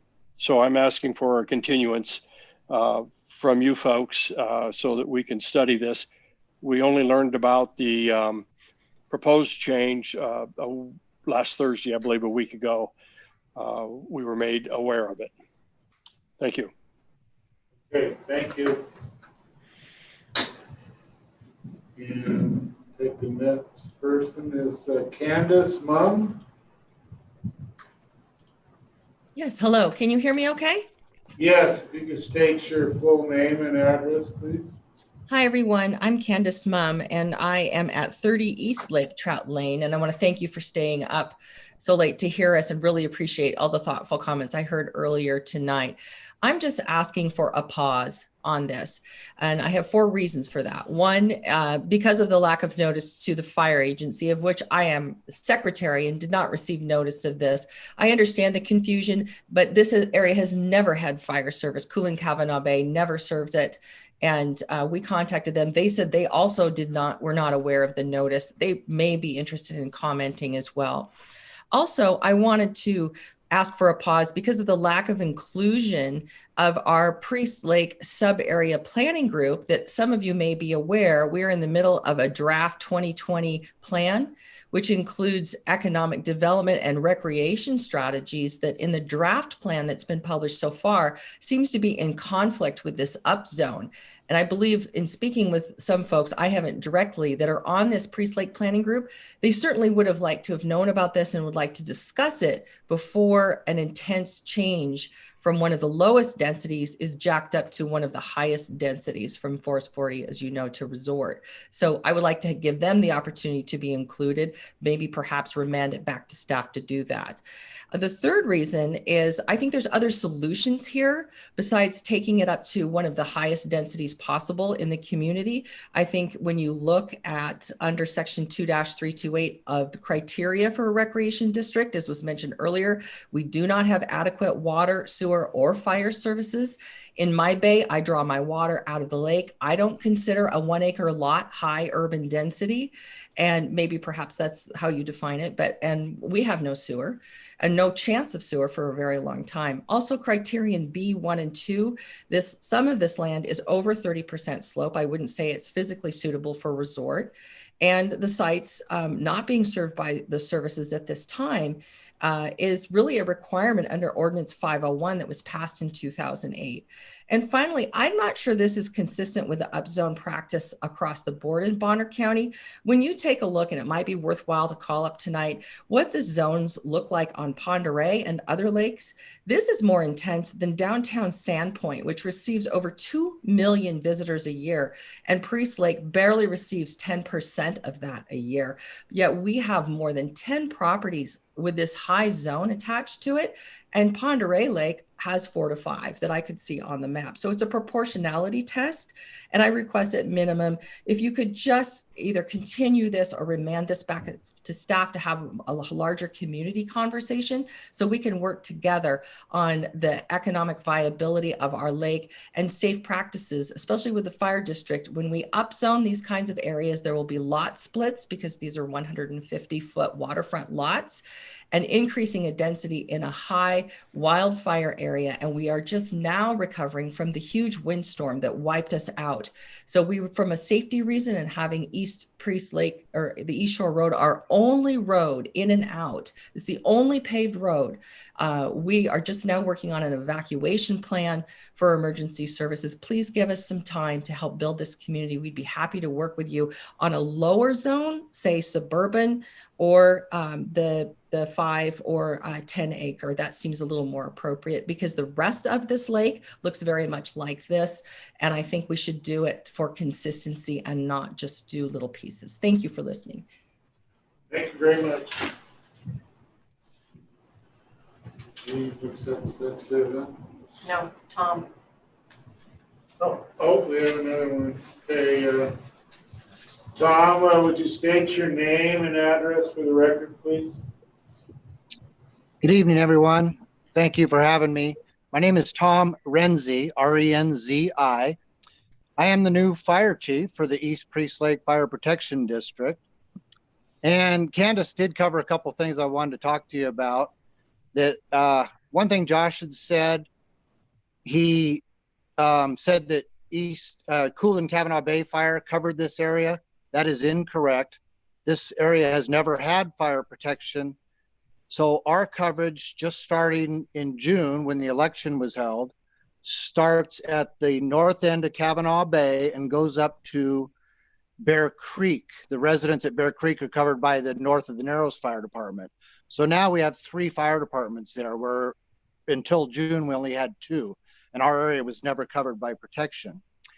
So we're looking at trying to build a fire station, buy apparatus, recruit more volunteers. I have a few already. And this is going to take us 3 to 5, maybe 10 years even before we get this all accomplished. It depends on how funds come in. We won't even collect our first tax dollars till January of 2022. We'll get our first half then. And so we're kind of behind the curveball here if we start allowing recreation. And I'm no doubt in my mind that if we do go all the way up to upzoning to recreational, somebody's going to build a resort or something that's going to bring in a lot more traffic. And we're not prepared. And I'm worried about the safety of our people. We're not prepared yet to respond to such a huge development. Josh also stated that we have an engine, but currently that's kind of true. We won't have it till April when the weather gets warm because we have no building to put it in to keep the water from freezing. So it's going to be a seasonal engine just to use until we can finally build a station in 3 to 5 years, hopefully, depending on how much we can raise money, get tax dollars, etc. I'm sure you know the process is a very slow process to get a fire department started. So, and I'm worried about safety with the roads. Commissioner Clevenger and I drove all the roads, which really are more like driveways. They're private roads, but they're called roads, but they're more like driveways. There are several we have decided we cannot take a rated structural fire engine down because they're not safe. The wintertime response would be even less. There's even more roads we won't take a engine down to fight a structure fire. So we have a lot of safety problems, especially with only one road in and out of the area. That's the only county road, East Shore Road. Everything else would have to be plowed by private party or hire somebody to do it, which our area, luckily, when we get 4 inches of snow, we cover Cape Horn Road.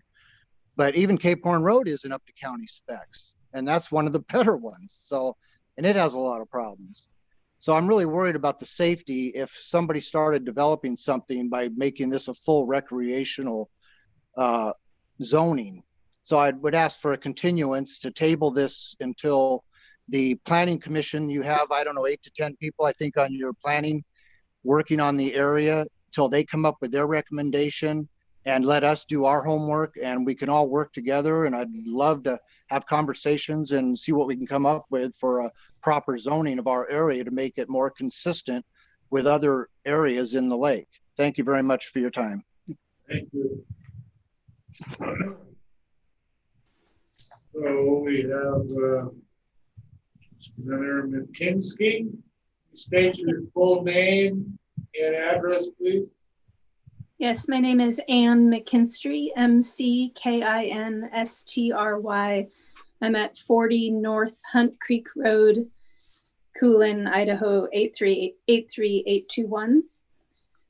I am a landowner, a taxpayer, and a voter, and I'm also an East Priest Lake Fire Department commissioner.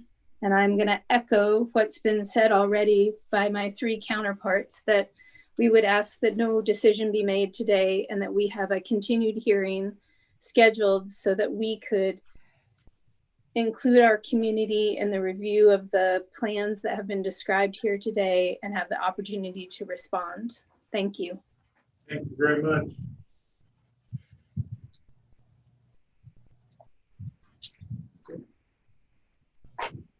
All right, so that was the last public comment. So we'll open it up to Commissioner.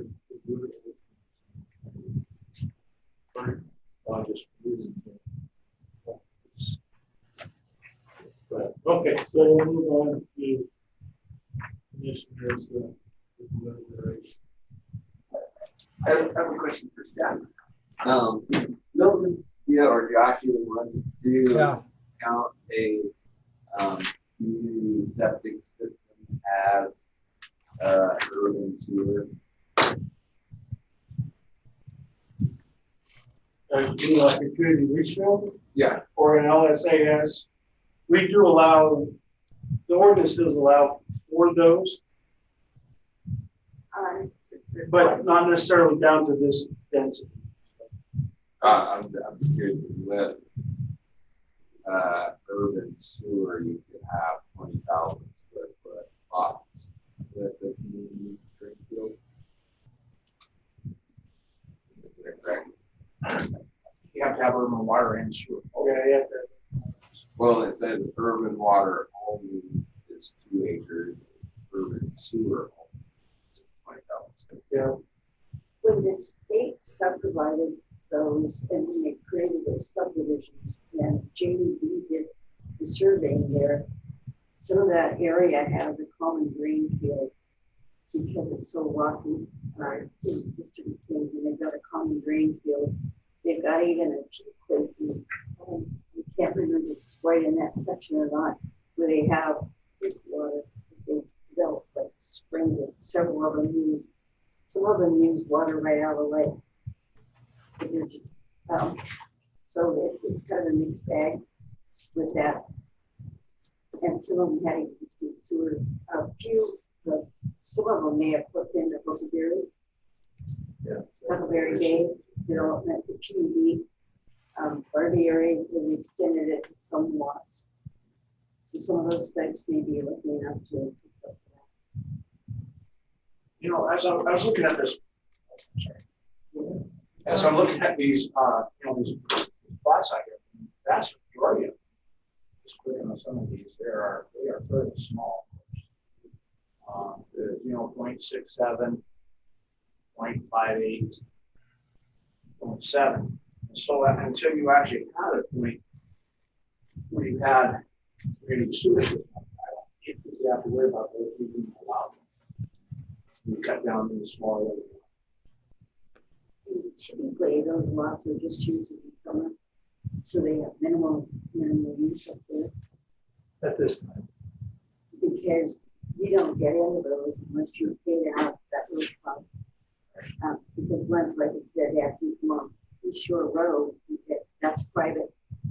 And those roads went anywhere near the county requirements for width and slope and things like that. They're one part. But I mean, I get the point. I mean, it's obviously, because of the way the zoning for ag forest and the larger setbacks, that's going to take a huge area. I mean, the vast majority of the variances seem to be coming forward, at least potentially a variance on every single lot. Currently, exactly. Yeah. Exactly. Yeah. So many of those sites have old cabins and now big cabins on them existing from many years ago. When they even brought materials across over the lake from the west side and brought them and built, and grandpas and uncles built, took materials up and going to build. But now, of course, we've got quite a few of the big homes being constructed up there. I don't want to change the subject here from that, but as far as the East Priest Lake fire, I'm curious if they're actually moving on this actual taxing district yet. Which one? Well, the new fire. As I understand it, it was voted in. So whatever the process is to get it to be a taxing district, that may have been the whole reason that the notice didn't go. Yeah, they're over here. The first funds until 2022, which makes me I don't know how that works. And some of those lots, if you look at the parcel number, if it has an SH in front of it, those are still sitting lots. Yeah, they're not no auction lot yet. It's an interesting mixed bag. So this whole topic, it has been generally discussed with the Priest Lake subcommittee about what to do with these small lots, proliferation of small lots all around them, both sides. And the fact that they don't really fit the present land use designations or zone. And we do result in many variances, a lot of which are because people are converting those summer cabins into full-time, either for their use or rent. So it is a problem that needs to be solved, whether recreation is the key, is the solution, I don't know. The other part I'm seeing, having been at many of those meetings with Priest Lake and the other committees, this is an excellent example of the need to essentially beat the bushes with all the individual things that lead into the land use. We try to get the definitive descriptions to have this all-encompassing language about it should have this and this and this and this. Well, if those are the criteria, then you got to go to that, and ask them if things are sufficient. And if they're not, that says something. Well, maybe that's not the right use. So until we get there, with these sub-area plans or the county as a whole, the things that we got to do. That's the kind of analysis and digging that really is needed to be done. So I don't think it's been done in this case yet. It'd be interesting to talk further with the subcommittee about it. Like I said, it has been on their plate in general, not right down to these specific lots in this area. But it is, as it's been general discussion in the Sago committee and general discussion in West County many times with water. And we got these ancient subdivisions that either the state made or the subdivider back in 1930 made a paper flat and created all these dinky lots that sold like hotcakes. Now they're a problem. You got to deal with them. And that is a good point, that they can't be split further unless they meet the requirements. So even if they are zoned recreation and you go down to 12,000 square foot lot, that subdivision wouldn't be approved, that land division wouldn't be approved until they proved that they met the requirements of the zone. And so if there's a 1 acre parcel in there and somebody's considering it, it wouldn't even be looked at. Staff would advise that person to not come for a land split until all those questions are answered. So what we're trying to do is match what's on the ground already with what's similar around the lake. Yeah, it's. It almost looks like a mapping error because they capture a part, leave a part out, capture a part. Well, granted, the state ownership was the confusing issie. Yeah. Because it didn't apply to the state land. So just like some of the underlying comments here, no, this doesn't apply to state land. We have some things that say the mapping covers the state and federal land. It's pretty much for the what if, but it doesn't apply at present. It's a bit of a confusion issue. I know some of the suggestions made by the fire district folks about, what about this one, what about this, what about suburban, what about other zones that would be quite as, wouldn't appear to be quite as much of a density hit as would recreation. I am not sure. And those are discussions that the other committees have had. What should it be? What best fits what's out there now? I'm not sure that recreation fits. And we've had that discussion, especially with the Sago committees. Look at that time and time again. Really the best fit out there in the Thunder Ranch area, East Wild Bay, and so forth. I don't know. We're not there yet. Well, I do know that, the suburban, because the comment was made that, down here at Ponderay, that this proposal, we would have more recreation. So I don't know if they understand, but we have so much down here that's on suburban versus recreation. Suburban actually allows higher density recreation.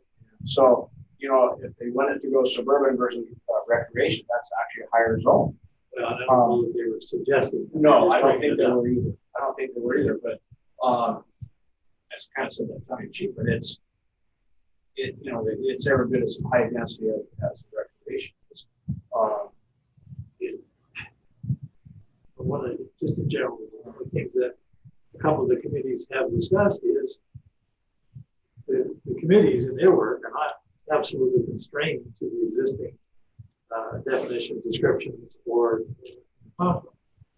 To come up with a new one, that's why I say we come up with something they did, even though they're not close to the existing description. But still, thinking it through to, again, these situations that are already there, not going to change much, but to not result in endless variances, frustration of plans and so forth, put something in there that fits, really fits.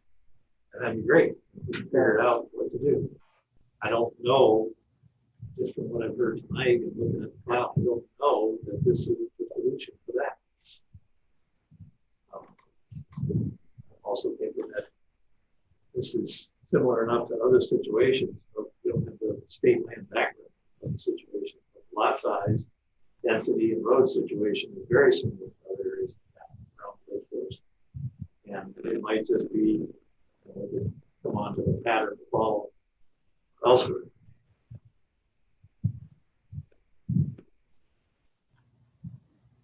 I would say we need to create a new facility in a way. Well, a new land use designation, right, and following with that a little bit. So First, like is looking. yeah, that's the thing. We got this on both sides, so like, Oh, yeah. first, with the west side having so much federal, we don't have to worry about that. No, but those old subdivisions that are right there on the lake shore, they don't fit. Yeah. How many variances have we done in the last 2 years on those? Lots of them. Because of setbacks, because of this, that, and the other. Whether it's lot size or setbacks or configuration, width, depth of width ratio, I don't know. So, I don't. That's just a whole super unique area of our county. Yeah, it's unique in and of itself, but I don't think it's unique to the town. There's plenty of other, I'm thinking of so many areas where these old subdivisions have created these bowling alley lots. Granted, people are buying 5 or 6 of them to do something. You can't do anything with a 700-foot long by 25-foot wide lot. Period. So they're buying 20 of them, 10 of them, but still, they're shoehorning stuff in. Maybe we can do a better job describing. So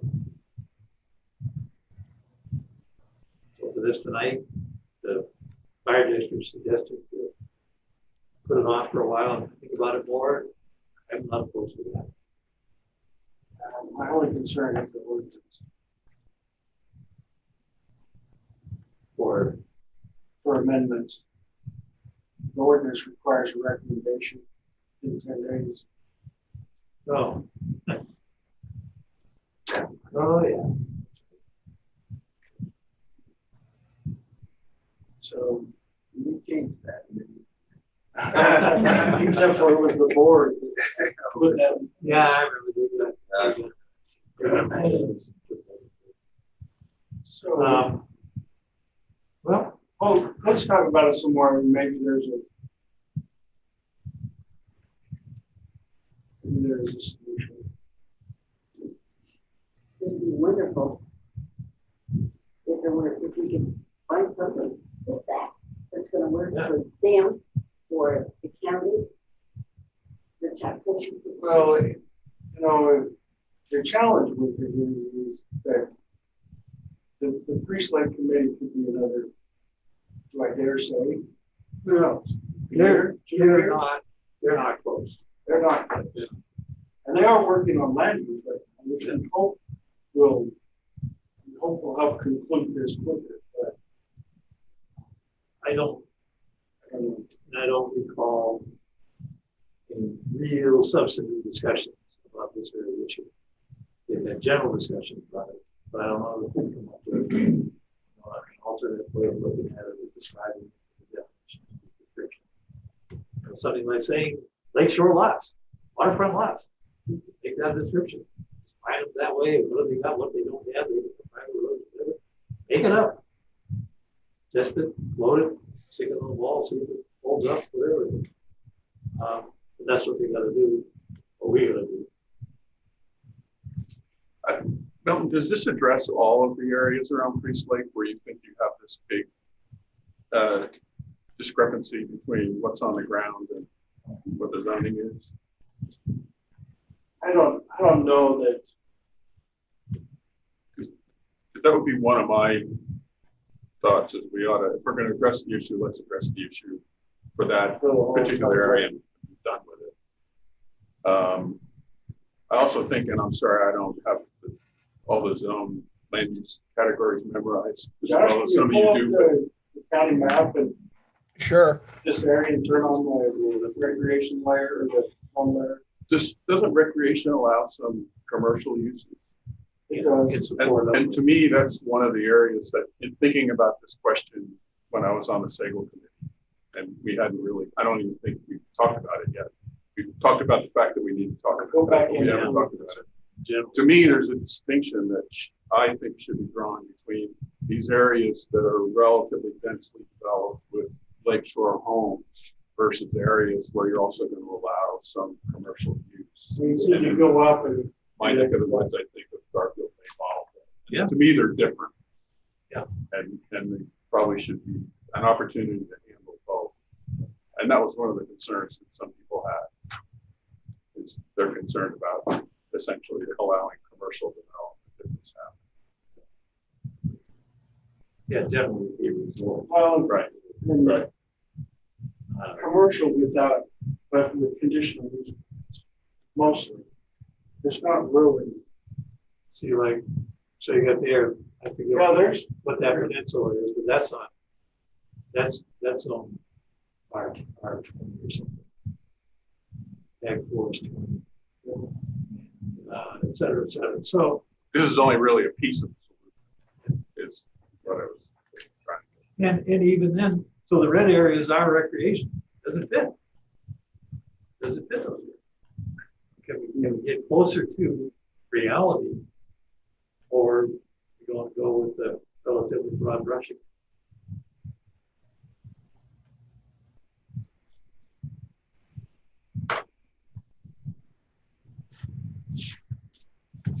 That whole enclave up there behind the island, that area up to the north, up toward the freeway. Up there. Well, get up a little further, then they have the Huckleberry TV. Yeah. It's thousands of acres, but individual sites, and they do have water, sewer, fire district, either fire hall there, and it's manned most of the time. So Huckleberry area is a little bit different. That stuff up by Lions Head, near the small lots. Commissioners, does withdrawing the application make any sense?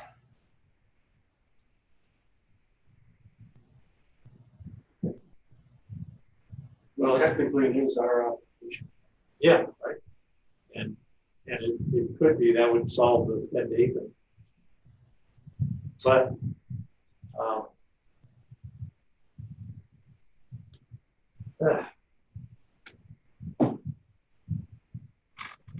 on the map, the proposal versus what is existing right now, as I see it, more than half of it, the waterfront's already zoned rec. And there's a stretch in there, right? the peninsula. Yeah, what we're seeing is recreation up there on the east side of that, south of that. That's extra strip of state ground owns that, and then it ties back in south of that, and that's already zoned rec as well. So the portion that we're going to be adding to rec is from there west or down into a point down and around that point. Yeah. In this action. Right. But like Dave said, are there other shoreline pieces, communities, lots, parcels that could? If we're going to address it as a whole, we just leave it to the committee. So the timeline may not be very convenient then. Well, the possibility if we don't go forward with this, you just probably end up with some one-ups. Individuals coming in and doing this on their own. Are there, in that area that's subject to this action, are there, owners who have come in? Yeah, challenged by both, right? Because of setbacks. So I think we're definitely going to see lot after lot coming in for further development. Yeah, as they go into private land, holding, they tend to change. Either increase the size of the cabin or plus so many of those things change hands totally with the sale. You've got totally new people in here who haven't been involved the last 50 years with that whole cabin. Wow, we got lakefront. Tree spread. Here we go. A very small percentage of the auction lots that not. Most of that, they exercise the option. Yeah.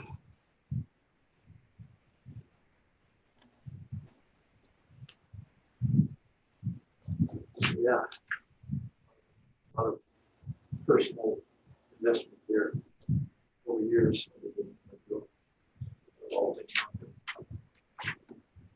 I guess it would be kind of kicking the can down the road, but if we do approve it and the county commission approve it, the sub-area plan can still change it. True enough.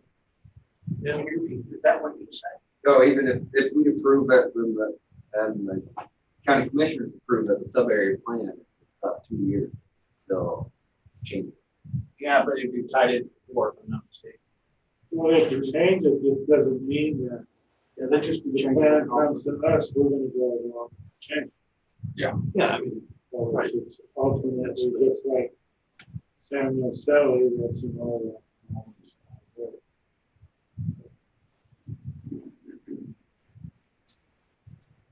So if the county pulls the plug, do we have to do a motion or anything? I think you sure. well, it's right now, it's in front of us and it's an active application. The director's going to say, forget it, withdraw this, but we'll see him doing that. Well, yeah. So it's been a good conversation. I think we needed to have it. Yeah. It's definitely good to see Bruce Lake get involved.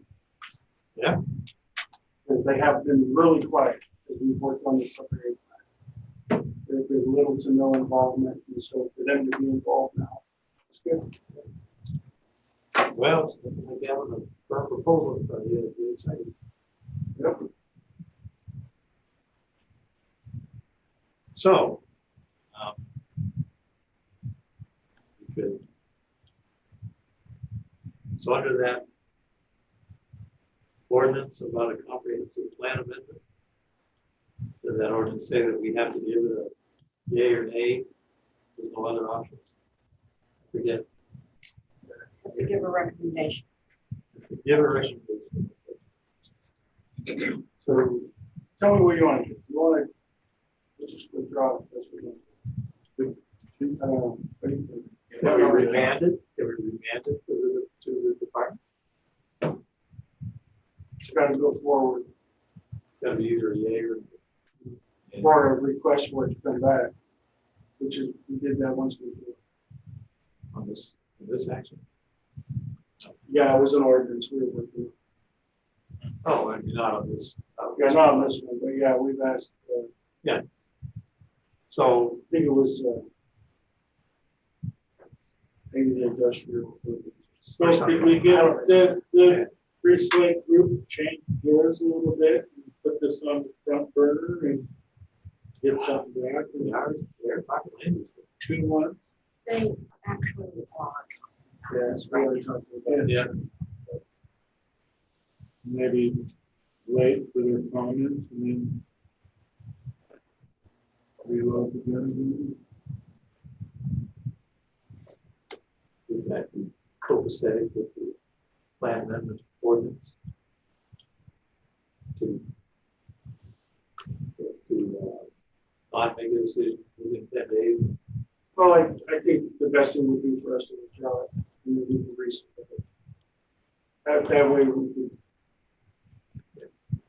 It's up to you. Make sure everybody does know this properly. So that would be denial with prejudice or something? No, we'll just pull it. Okay. We'll just note on the application that's been withdrawn. So you're going to withdraw it and then need motion from the body. You don't need a motion. We'll just withdraw the application. Just write the minutes. So yeah, AM 15 will go away. Withdraw the application. All right with that, Josh? Say that again, it cut out. So we're just going to amend the agenda. Yeah, we're just going to withdraw the application. All right? Sounds great. Okay. Thanks, commissioners. You'll have a job. Okay, being that out of the way, we're going to move on to where is it, John? Revised code text, amendment 0016-0 Bonner County Revised Code Title 12. Text amendment, Bonner County initiated text amendment to Title 12 to include the following proposed change. Amended Title 12, Chapter 6 to recognize Chapter 6 in its entirety. Link short plat and condominium project procedures and requirements, standards.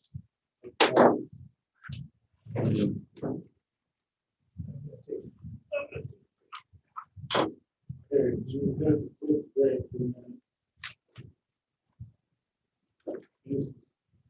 Haley's doing this. Haley's doing it.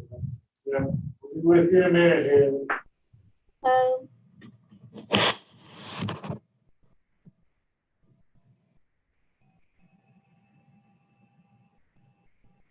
Did Dawn step out?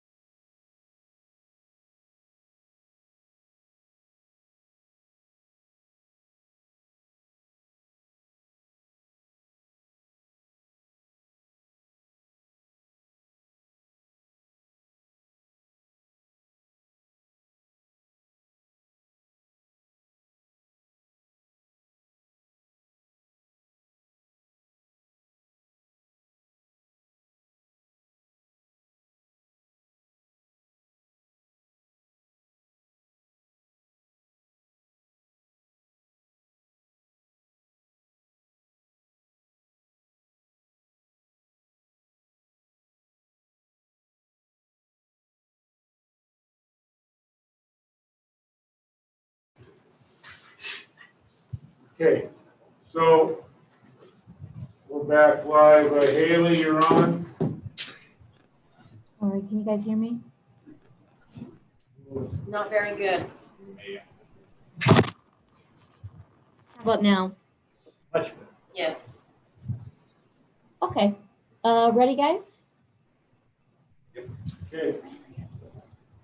All right, so we are overhauling the Chapter 6 subdivision of Title 12. This first subchapter, just some renumbering. We did take this component out, but we're also putting it under family exemptions because the family exemption section actually references it, and it just made better sense to have it all grouped together, since this is procedures only for family exemptions. In subchapter 6.2, we are combining the design standards with the final plat contents. And that's what you see down here. So in a couple of sections, you'll see that these sections are just deleted from that other chapter. So it's just an adjustment, just moving things around. And then for subchapter 6.3, lot line adjustments and minor notational changes, just some renumbering there to put them in a different order. Oops, go back. We also have our minor land divisions. Sections are remaining the same, we're just renumbering. Same thing with preliminary plats.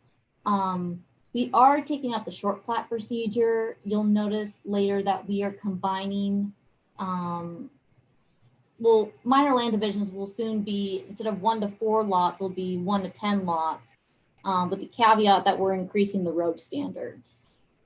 And we'll talk about that more later on. Again, these sections here were just moved up to that other chapter. Subchapter 6.6, conservation subdivisions, mostly renumbering, and the majority of changes in here are just switching out some terms from subdivision to plat, because they might use the minor land division, which is not defined as a subdivision, as the platting procedure. So we're just making sure that everything is consistent there. You guys can still hear me, right? I just want to make sure I'm not fading in and out. You're good. Perfect. I'm still having a hard time understanding though for some reason. Yeah, I'm sorry. Get muffled sometimes. Okay. There is going to be a subchapter 6.7, vacation, total or partial of a recorded subdivision plat. This is just to have a formal chapter on the vacations from Title 40 and Title 50. We currently don't have anything in our ordinance, and we're just adding that too, and we'll expand on that in a little bit later.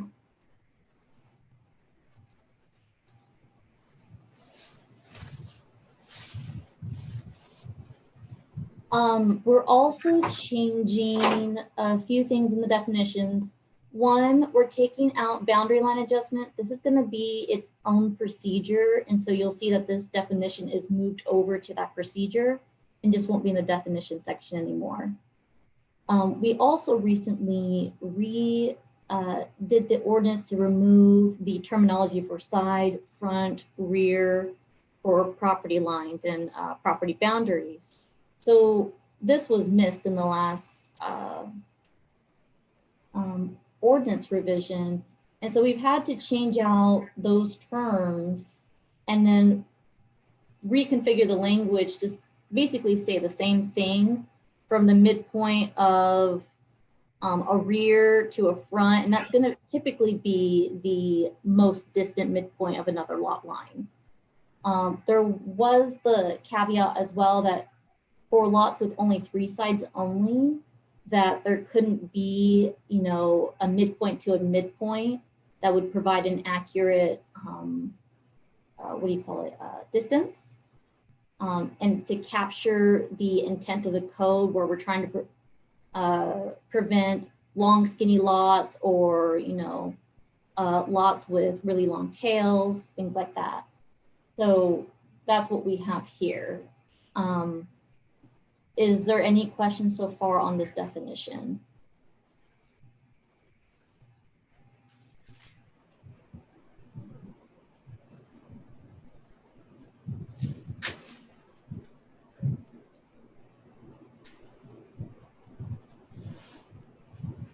Oh, Brian, can we have Comment behind you. Travis? How does a workshop work? Am I allowed to speak freely? Yeah, Is what- this like a public hearing? Why don't you pull your chair up and get in front if you want to participate, or we can all turn it as this way. Oh, yeah. Go ahead and state your name and who you are. I mean, is this like a hearing? There's a bunch of things. No, it's different. It's different than a hearing. Okay, yeah. I It's just kind wanted of to an make sure. open forum. Okay, well.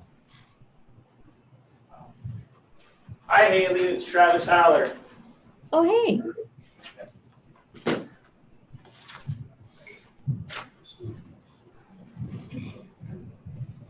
So I didn't hear anybody respond to if there's any questions on this definition here. So in that definition, you're no longer going to recognize a front, a rear, or side. They're all just going to be property lines? Yeah, this was done in a previous ordinance. It just, the language here was missed originally. So we didn't actually have a definition of a front and I'm sorry, the definition of lot measurements that, correlated with our definitions. So there was we're in a gray zone right now on how to apply this because there is no such thing as a front or rear lot line at this time. Definitions, that's supposed to be 12-611 or 812? This is 12812. Originally, we did have sides under different parts of the definition section in chapter 8. Okay.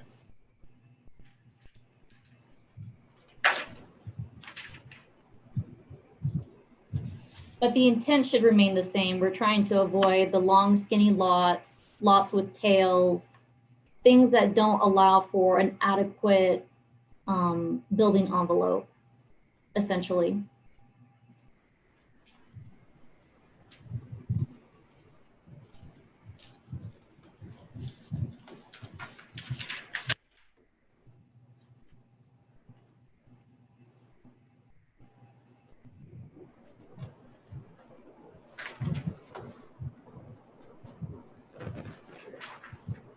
Do you have another question?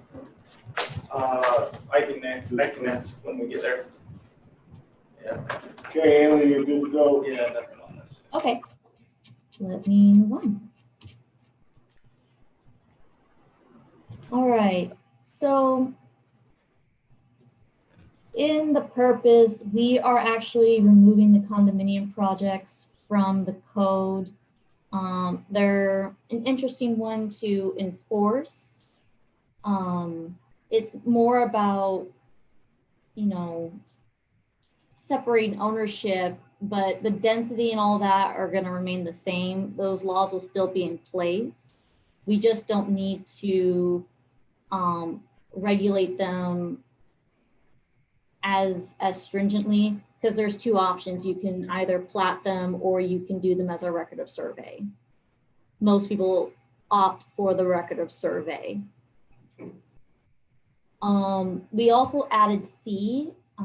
It is unlawful for a person or group of persons acting in concert to attempt to avoid this article by acting in concert to divide a parcel of land or sell subdivision lots by using a series of owners or conveyances or any other method that ultimately results in the division of lands into a subdivision or the sale of subdivided land. We've come across a common issue where people are exempt from platting to create multiple 20-acre parcels and then subdividing them using the minor land division. But altogether, they probably should have been analyzed under the short plat or a regular plat procedure and reviewed for connectivity and road standards and things like that. And that is being missed because there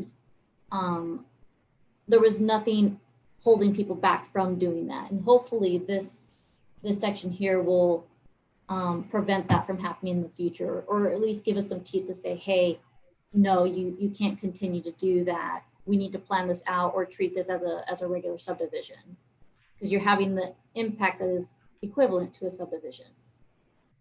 Haley, this is Matt. Are you seeing a lot of parcels created underneath the minimum zone size with this or something? What, the zone size? Is this being implemented because you're seeing a lot of parcels that are being created that's smaller than the zone in which their use is zoned as? No, this is not about their zone. This is about them using the waiver of the exemption from platting to create 20-acre parcels out of like 100 acres, and then doing a minor land division on each of those 20 acres. Because I mean, you're not saying if someone has 100 acres, you're not saying that they cannot go in and just ask for 5 20-acre parcels with this, are you? With this, we're going. I think this is pushing them towards that rather than doing a series of minor land divisions, because they're essentially creating a full-size subdivision, and the subdivision code has more strict standards. And that loophole defeats the purpose of the ordinance.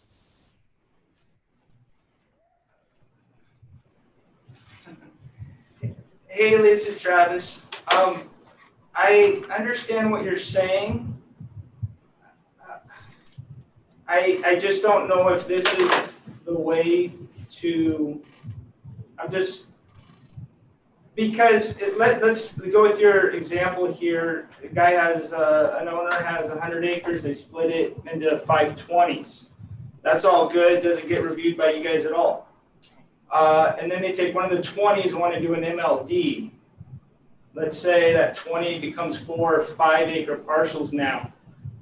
Now the planning gets reviewed, but no longer, but you're still correct with the MLD, there's no road standard. PhD doesn't have to be involved.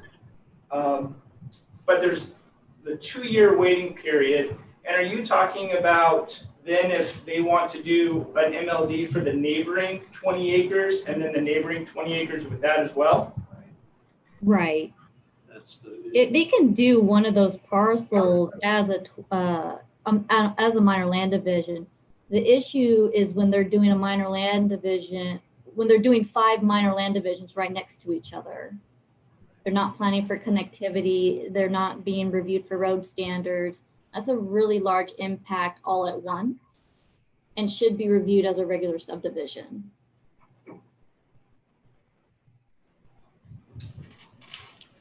Now, the waiver is actually permissible language. We technically don't have to waive it. We can still require platting.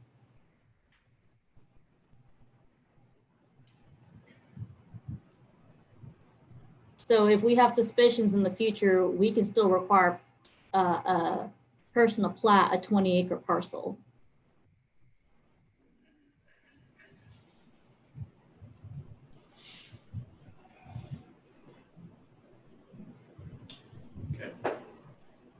So jumping in real quick, because this is something that I feel pretty strongly about, is a couple examples, I think, is this last year we've done several, right, Haley, where they've divided into 4 or 5 20s and then done MLDs on all of those? Yeah, the first example comes to mind where we had someone do 3 minor land divisions right next to each other after splitting it into 3 20s. Yeah, so the concern that we continually get from the commissioners is that the road standards have been missed because they avoided the subdivision ordinance. And so we're going to talk more about those things as it goes through the ordinance. But this is to just verify that we want to stop that process. So, good job.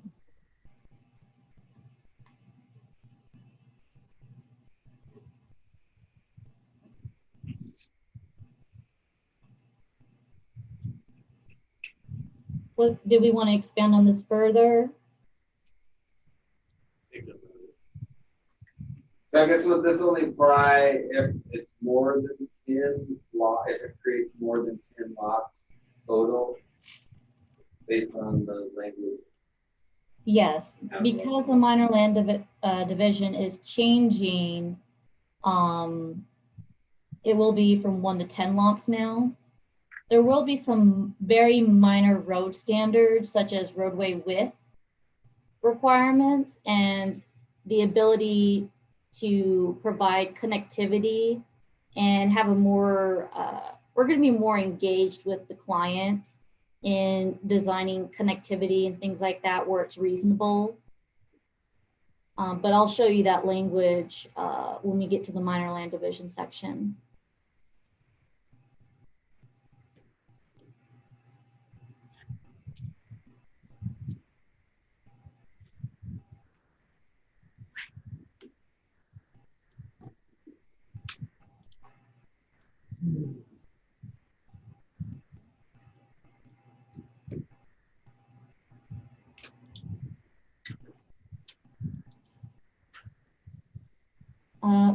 Moving on, I guess.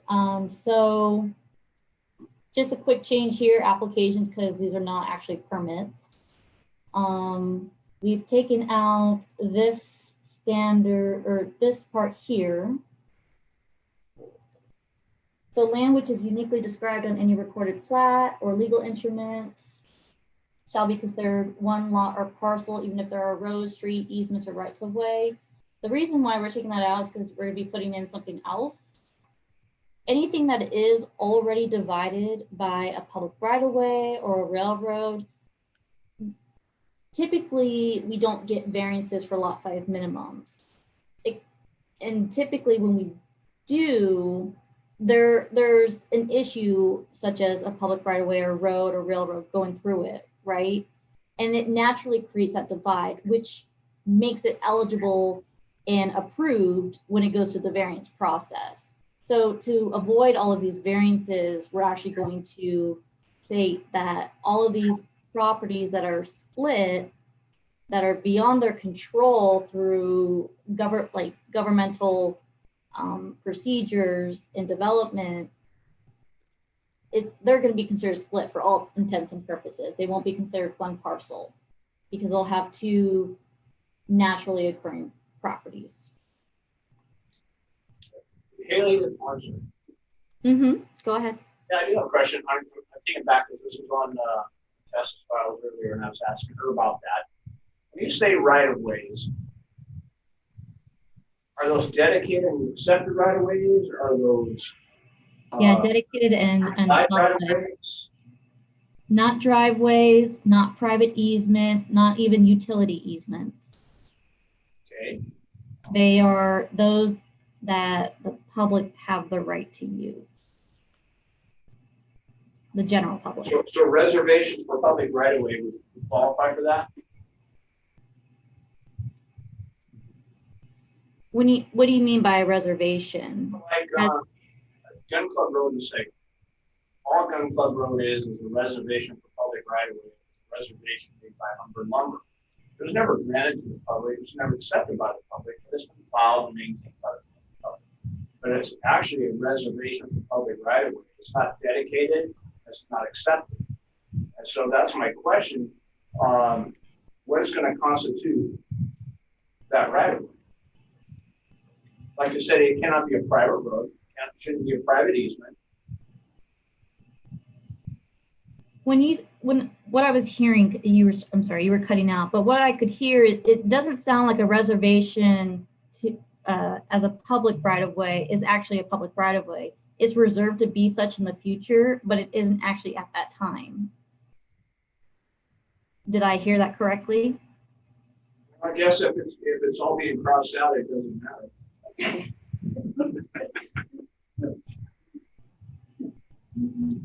As I'm sitting here thinking about it. Okay, sounds great. So minor land divisions, we are changing them from 1 to 10. Exception, those lots that are going to be under common ownership, such as common areas, for agricultural pursuits or utility purposes, those do not need to be counted as lots for purposes of determining the applicable land division procedure. So you can have 11 lots with one of them being a common lot, like a common drain field or a place where your utilities are, or a common park or something like that. And it will still be considered a minor land division for all intents and purposes. We don't want those common lots that are going to have such a low impact or, are facilitating the allowance of these lots to be created to be counted as a lot. And also we're taking out the short plat definition. Can we go back to? I got another question. Haley? Yep. You just from earlier tonight, you own the common lot, you can subdivide it in the future. Well, I'm just saying that common lot's gonna have its own accessory parcel, is that correct? So then you'd have, in a minor land division, you'd have 11 lots. 10 because of the parcel, the appraiser's parcel. Is there gonna be some note on the face of the plat stating that this is a common lot, this is never to be divided, never to be developed, blah, blah, blah, it's almost like a conservation. Otherwise, right, 20 years from now, people are gonna forget. Yeah, more than likely there's going to be a condition, a common condition throughout, that if there is a common lot proposed, that common lot will not be used for residential purposes, that it's used to supplement the the private properties. Haley, Yes. I have a client right now that is trying to do that. It's take a portion of a common space from a PUD and essentially split it and have half of it be a new residential lot and the other half continue to be common. Mm-hmm. Under what we're talking about, would that be allowed? Yes. And this is just for the land division procedure. You'll still pay a fee because you're altering 2 lots. So you'll pay for, in this, my other example, you'll be paying for 11 lots, but you'll only be using the procedure for the 10 residential lots. Does that make sense?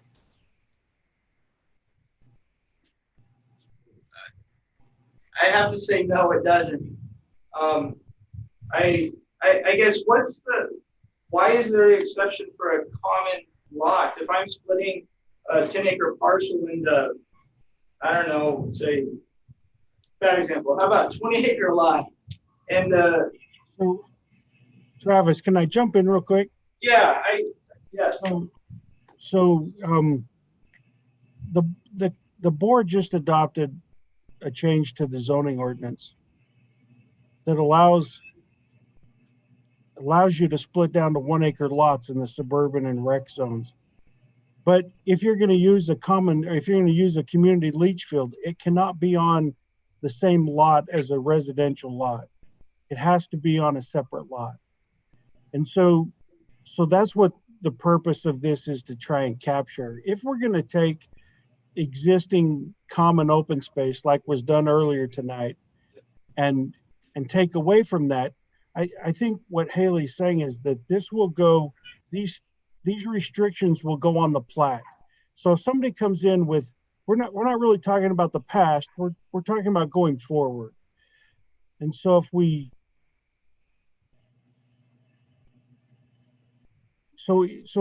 create something new where they create 10 lots and then they have a common open space, that lot will be restricted on the plat. And so it won't be, whereas tonight it was, restricted, it was identified as open space, but it was more restricted in all of the details, right? The site plan or whatever that we talked about. So we're not taking away the right to use that. We're just going backwards. We're trying to prevent a problem going forward. Does that capture that, Haley? Yeah, we just want to make sure that if people want to utilize those higher density land divisions, that they have a place to put their urban services to allow it.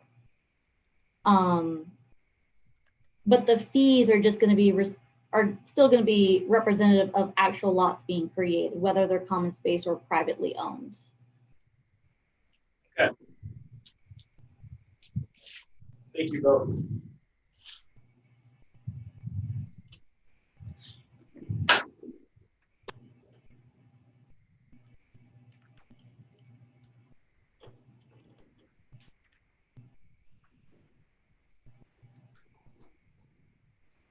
We did change up the subdivision terms. We included in B that political subdivisions are not going to be defined as subdivision, and that the portions conveyed don't need to meet the minimum acreage standards. So let's say we have like an Avista company come in, they need half an acre to put their equipment on to provide power to this area, and it's a 20-acre minimum zone. This is going to give them the leeway to bite off a piece of property from a landowner and supply their services to the surrounding community.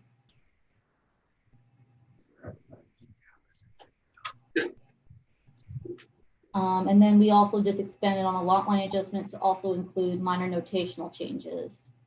Obvious, but might as well add it.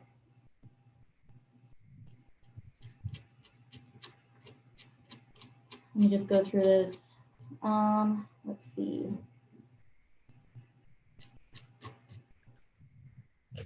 So we have C, family division here. This is the part that we added that was from the notice of land division chapter that was axed out. This is just that portion. And then this is just some renaming of items because other portions of the code have also changed.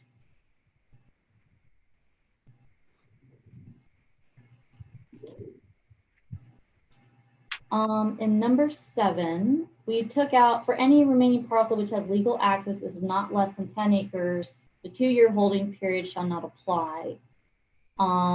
This was a very interesting caveat that we had in this family exemption procedure that we felt that was unnecessary. And so we're opting to take that out.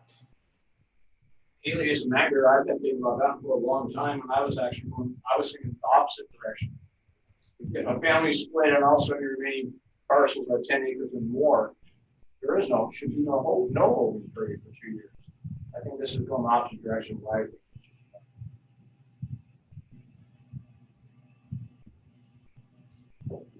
I guess I'm gonna defer to Milton on this one. I think it's an odd thing to have personally, but let me just defer to Milton on this one.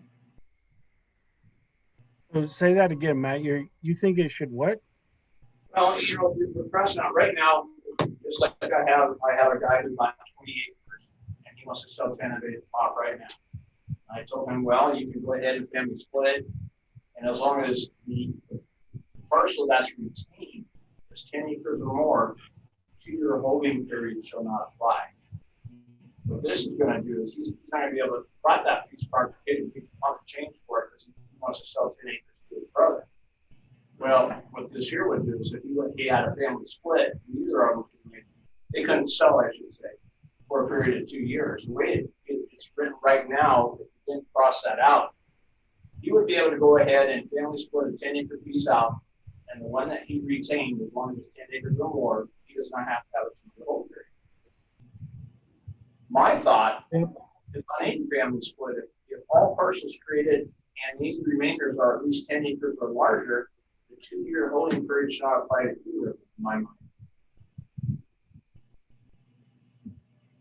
Yeah, that's interesting. You know, I wonder if Don remembers this being created.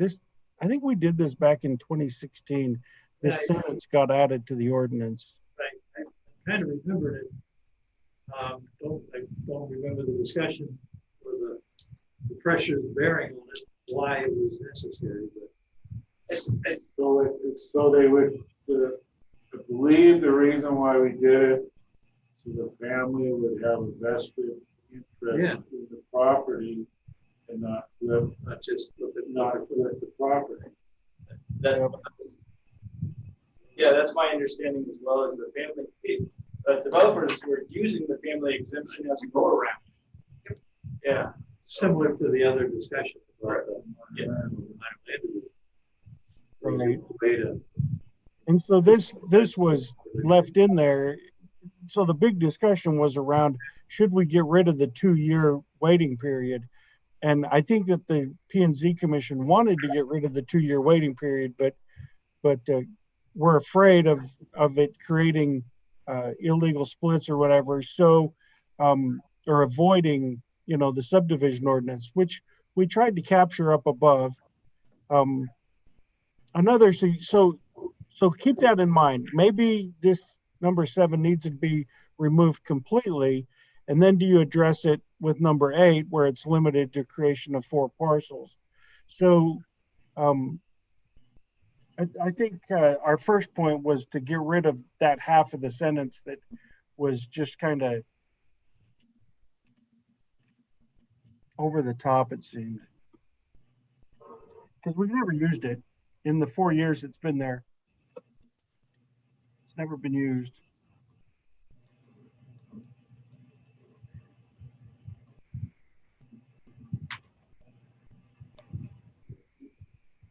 And Milton, this is Travis. I know from my experience, depending on the size of the lot and exactly what the owner's plans are, going through the family exemption, I almost 90% of the time advise them just to go the MLD route, because 99% of the time they're just splitting off they just want to create one parcel for a family member.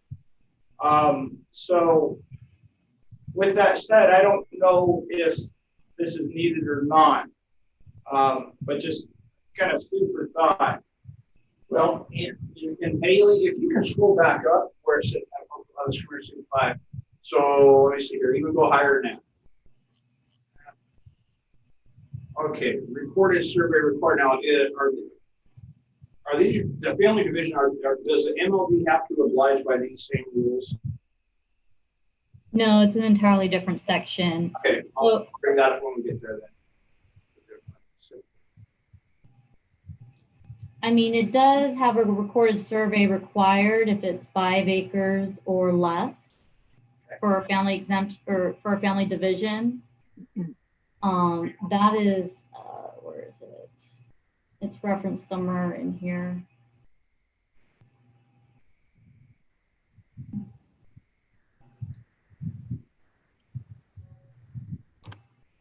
I can't see it. I should expand on my thought on the family exemption and trying to get clients to go to the MLD. The other reason is because family exemptions require the road standards. And so that could be potentially tens of thousands of dollars added onto the cost where a client just wants to give a piece of land to their child, sibling, relative, whatnot. So that was what the major caveat as Matt was kind of. That is true, yeah. There is that component. There isn't any suggested change for that, but that's something that we can definitely talk about if we want. I guess my overall theme with this, Haley, and having reviewed this is I don't want to lose the intent that the county intended for implementing the minor land division. Just as we were talking about the family exemption, that was a door around for developers, and we don't want to do that. We want to close these loopholes. MLD was put in place for non-developers, a landowner to come in to split their lot at a cost-effective, to them. But they're not developing this large subdivision. So why go through a subdivision or a plat, preliminary plat application and require all these things? So I guess overall, I don't want to lose that intent with going forward. However, I just in your experience, yeah, the roads definitely need to be looked at. They do get overlooked. I think PhD is another entity that gets well overlooked. I think there's a lot to discuss here, with everything. So yeah, I don't know if I agree with MLD and the short plat going into that. However, I think there needs to be. Can I interject? At this time, the minor land division road standards do not reference Appendix A. We're not going that deep into detail. It's simply plan with us for connectivity and have it a certain width, but it does not need to be constructed to a certain standard. That's what the proposed changes are for minor land divisions at this time. And so you're now giving that to short plats as well. Hang on a second, Travis. I really think that you're out of line. You're asking questions and you're making comments about things that we haven't even had a chance to go over with the P&Z Commission yet. And so the chairman really needs to hold back on the public comment, because there will come a time, when we can have a deeper discussion, philosophical or whatever. We're still trying to figure out what the P&Z Commission thinks is best and what they want to do. So, so for them to hear, too much dissenting from the public, we still don't know what they want. So I really don't want to spend a lot of time debating on that. I want the P&Z Commission to participate in the workshop and feel like they can, that they can direct this ordinance the way that they want it to be written. It just might be a little premature, some of your questions, or you're more than welcome to talk with us, staff, on a separate basis. I apologize, Bill. I'm sorry. This is my first workshop, so I don't know how I'm part of the process. So sorry. Pretty good. Workshops are a bit of a strange animal. We conducted them various ways over the years. But this whole topic, it really comes down to the action, the application of it. So to have the input from a practitioner is really important, because none of us are that close to it on a weekly, daily, monthly basis to really know the ins and outs of what do you say to a property owner when they come in. So I understand the delicate position we're in here. We've got a proposal from the department that we're reviewing. But in a lot of this, we don't even know how to ask the right question. Correct. And so we have sent this out to several agencies, companies, for them to review, and they'll have time to talk about it, but we're still trying to get the document in order so it makes sense. And quite frankly, we also have lots of experience. I mean, we've done 85 MLDs so far this year, and I don't know how many subdivisions. And so we have lots and lots of conversations with folks. But we also have the commissioners who have some concerns about the way things are being developed. And so some of that direction's coming from them as well. So we're not trying to make drastic changes, but we are trying to address the growth that's occurring and make sure that we're not missing some important opportunities. where we end up with roads that need to be moved or underdeveloped or things like that. I think we understand the issue that needs to be fixed. It's trying to look at all the ramifications of the changes. Yep. Good. So on this,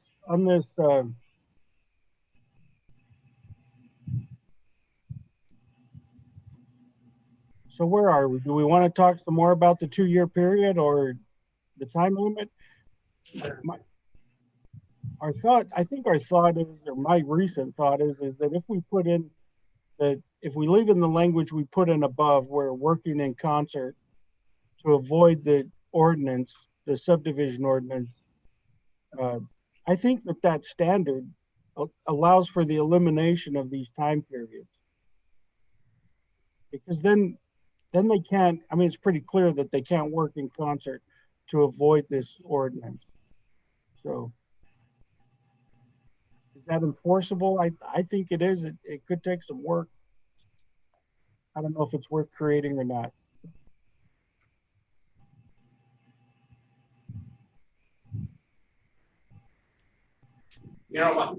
This is Matt. The reason why I didn't mind having that 10 acres in there, because you're not dealing with too high of a density, so if all the parcels created with 10 acres, I didn't think there needed to be a holding period. But my one other concern is number 8, limited to creation of 4 parcels. Man, oh man, I was just talking to someone the other day who had a grandparent who split all their property up. It was here in Bonner County, 23 kids. So there's a lot of family out there that between kids and grandkids, they may be wanting to create more than 4 parcels. And if they did, what would they have to do? They would be limited to a regular subdivision procedure. If you're going to develop that many properties all at once, you're having a significant impact on the area, including the area's traffic. So applying the subdivision ordinance will allow us to review and make sure that those properties are developed well. Just because they're all family today doesn't mean that they're going to be all family in 200 years. As the properties change hands, you're going to get people who are no longer related, who may cause neighborly disputes over these roads and things like that. We're planning for the future. Right. Well, and one way you can do that is, like I said, I think the 10 acres are fine. Like number 8, limit the creation of 4 parcels total under 10 acres. That way you can have 8, if you had 8 grandkids, you can create, you're not dealing with high density child. So if you're going to limit the creation of 4 parcels total, if those are all under 10 acres. I see where you're saying. We do have the exemption process from platting for 20 acres and greater, because that is the number that we have decided that has the least amount of impact and requires the least amount of review. It's not 10 acres.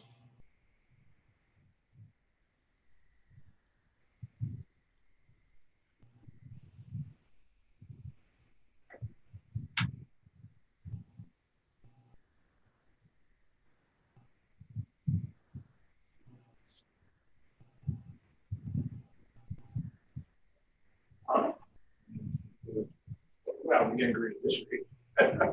Yeah. Well, and maybe that's what we need to do, is just note that, and then let's go on. Although there are people that will be completely in disagreement with what I'm going to say, there are these larger families, farms, that the grandparents are much older. The kids and the grandkids aren't wanting the 100-acre farm anymore, and they're going to want to divide these down. And there are people out there will say, no, the farm will always be the farm, will always be the farm. But the reality is, we know that a lot of people aren't looking at 100-acre farms anymore. They want to keep it in the family. And you're gonna start seeing, very soon, you're gonna start seeing a lot of these farms start dividing.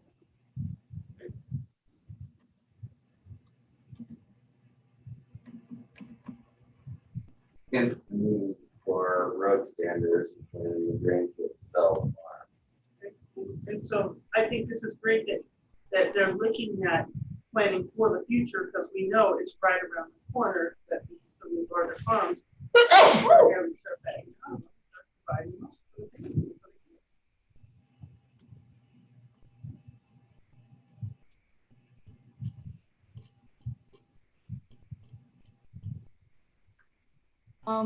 This recent year, we've had a lot of people come in actually regarding financing for a lot or parcel.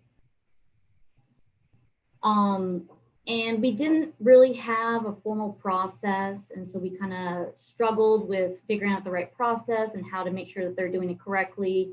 And so 3, 4, and 5 is just an addition of a procedure and the documents that are necessary to do this, so that we have something to reference in the future on how to continue doing this. It wasn't spelled out so much before, but we just want to have it referenced. So hey, this is Matt again. Number 3 says the leader of the reporter shall have a language stating the purpose of the document. Now, where is that statement going to be put? Is that going to be on the say the deed of trust? That's what this is for, is financing a lot. Now, many times, as Cheryl can probably tell us, you get these lender patents. You can't touch or change those statements. So if you start handling language like that says this does not constitute a legal lot, you're not gonna be able to go ahead and get that loan process at all. Nope. You just shut down the phone. I think I need to come downstairs. I can hardly hear you, so just give me a moment. Oh yeah, I can shut down that one. Because we're only at page 6.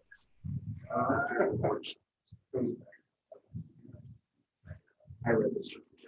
I know it is. Because once you're most of us here, yeah, now let's go through that financing or the financing versus the big one. It's cut it down. So we have the house on 10 acres that the rest of it off, we'll finance this one, and you put that language in there, you just kill that loan. Absolutely. And you can't even have that. Your lender option. Only once you get to do that. You start modifying that. Oh, it's an option.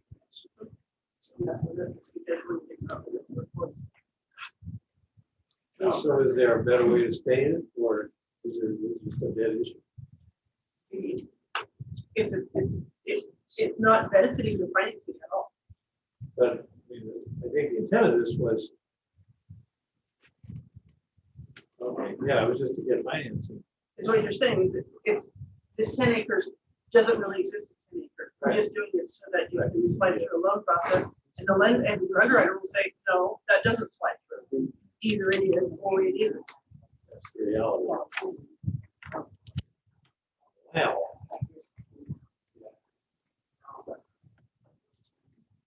Very good. Yeah, I couldn't hear Really, it's getting difficult. You're gonna have to. They put in this new system. And just, That's what I was wondering for people out there in the Netherlands. you can hear, but this conversation, you guys are getting tired, so you're not projecting. You're definitely getting tired.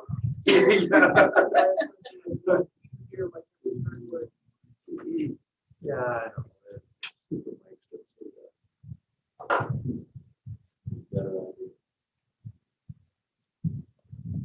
don't know.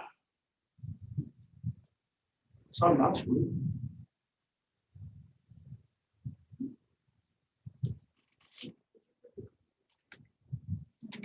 No.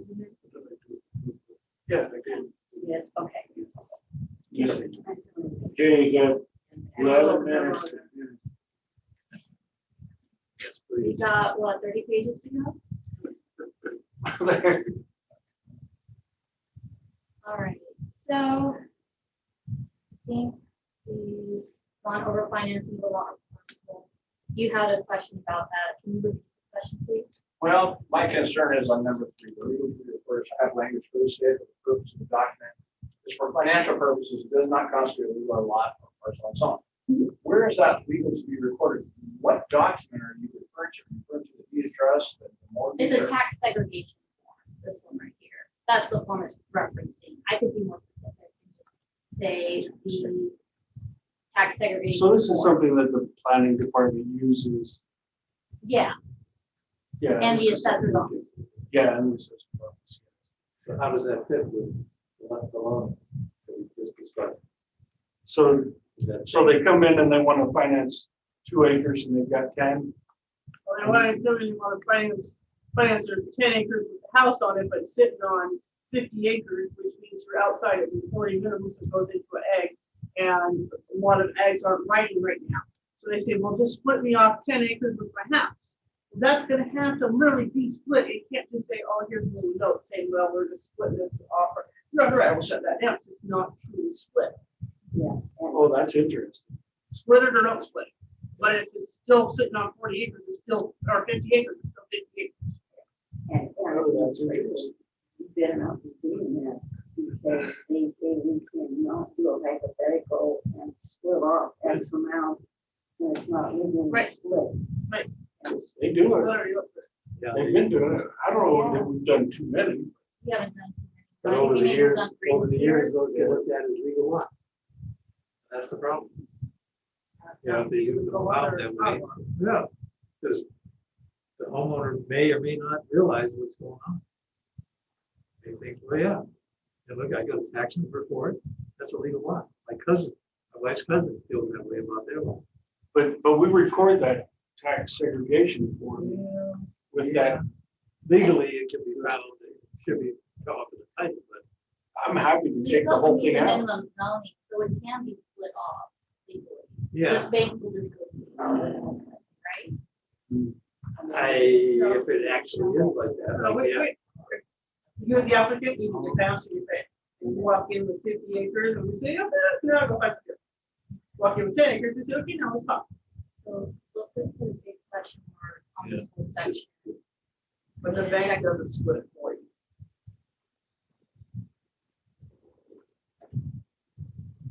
I don't want to.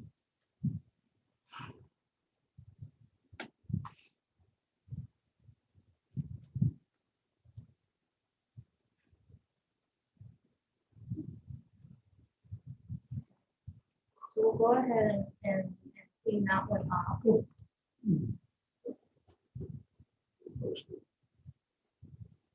Boundary line adjustment. Gee, so basically we just put the definition here and yeah, we basically create a quick procedure for it to make sure that it has legal access, that it's meeting minimum zoning requirements, lot size or parcel sizes, things like that. Very minimal standards. We just want to make sure that we're reviewing, because we've had some people do boundary line adjustments and they don't either make a clear trail for the deeds for when we're doing deed research, or they're actually making them below the zoning acreage. So we've had some issues. We want to try and clean up that process and help people through it. Yes. My concern about that, because I read this earlier, is that when you go ahead and now make those boundary line adjustments now subject to 12, the new 12, 621, 622, 624, A, C, and D. Now, if you go ahead and pull those up now, 621, 22, and 24, A, B, and C.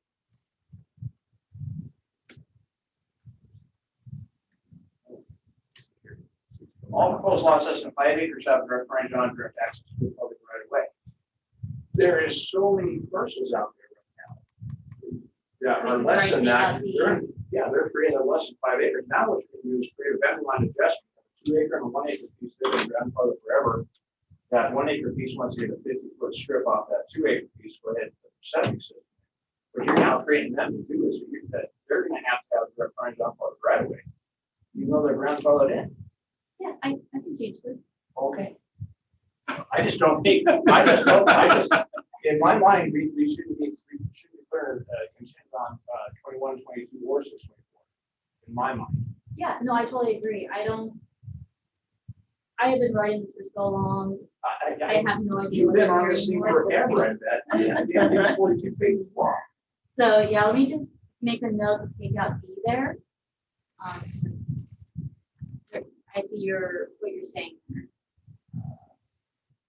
First, I gotta find it here. Oh, sure. Very good. And that's D. I can't remember what 621, I think was the design. Well, there again, you know, you may have some of those existing parcels created back there. Yeah, I drive you right to some 50 by 300 foot lots down on Ball Bay Cutoff Road. I mean, they do not meet that dimension. Now they're going to have to. So in my opinion, all those 21, 22, and 24 needs to be on. That's just my end. Yeah, we can review that and see if we can lessen some things. Part of the reason why we were adding it is we don't want to make skinny lots skinnier, and that's making them more non-conforming. So that's why we were putting the standard, but maybe I should reference the non-conforming code instead and just state that any non-conforming lot going through the boundary line does not become more non-conforming. Would that be a suitable compromise? Okay. Let me go ahead and put that note there.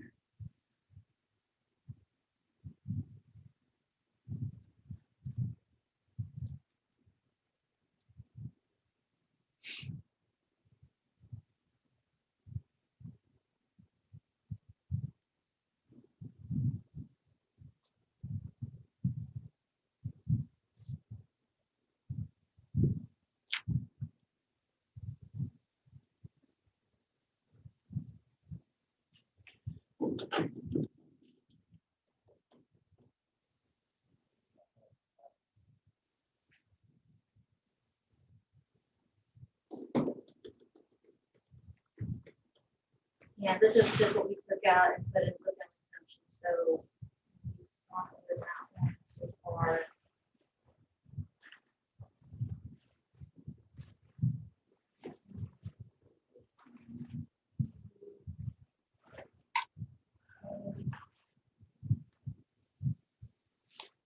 Okay, so in this one here, this portion seemed like it made sense to be its own criteria down here, so it's just copied and moved over here. And then we added number 4. When an original parcel or lot is divided as a result of some kind of governmental action, like we talked earlier, public right of way or a railroad or something like that, that gives the applicant the ability to just already have 2 lots. They don't need to go through a big subdivision procedure with us. It is automatically seen as 2 different parcels. Because naturally you're going to have 2 separate home sites, and usually not the easiest way of crossing over and using it as your own property. So that's what that's there for. Does anybody have any suggestions on the language that we used or anything like that? You understand what that means? So, just so I understand correctly, Yes. So a non-conforming lot right now, the assessor's office, you can pull it up and this public right of way goes through now. Yeah, if it's in a 5-acre zone and Road and Bridge decides to put their road right through the middle of it, those will be legal 2.5-acre lots. Okay, even though they're under zone, but Yes, it's because it's at our fault. And when we look at it from a variance perspective, typically it's because the actions are due to the landowner. And that's usually where we give them the leeway to have something subpar from the regular standards. That's our reasoning. And what would trigger, so to speak, these different parts? I'm sure you guys don't want to go through the whole kind of maps and see where the kind of road is. They're actually doing it right now. Well, they are. Okay. I mean, a new legal would still need to be taken effect, And right? that's what this is saying. Right, that would trigger the ERP. I wonder how that's gonna work as far as ag and timber exemptions. They are, I don't know what they're trying to do, but they're working on some stuff. They're trying to separate all these parcels conjoined for whatever reason. So it'd be worth talking to GIS about.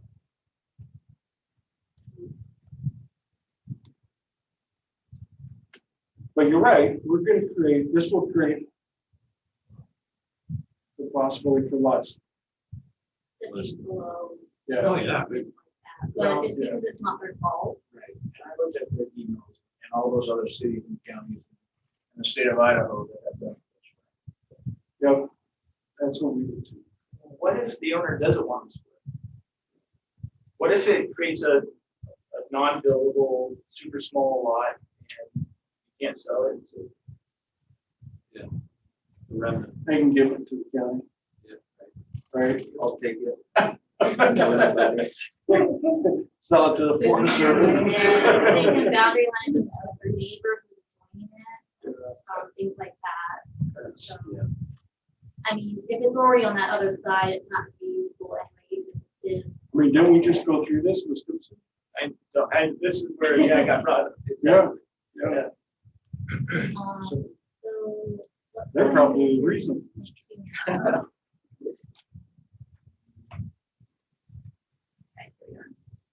So in 6.2, we added a little bit of different language. Lots are always platted, so to clarify and make it all encompassing, we added lots or parcels throughout all the language. So I did it that one time. And then because we no longer have a front rear side, we had to change the way the angle of intersection was defined. And so we define it as the property lines converging towards the street side property line. So the lines that basically go towards it, those are going to be what used to be your sidelines. And their angle has to be between 85 and 95 degrees if we're not less than 50 feet from an intersection. So this is just a rephrasing to cover our bases from the last ordinance that we did for that. Does that make sense? Should we use different language or? Let's see.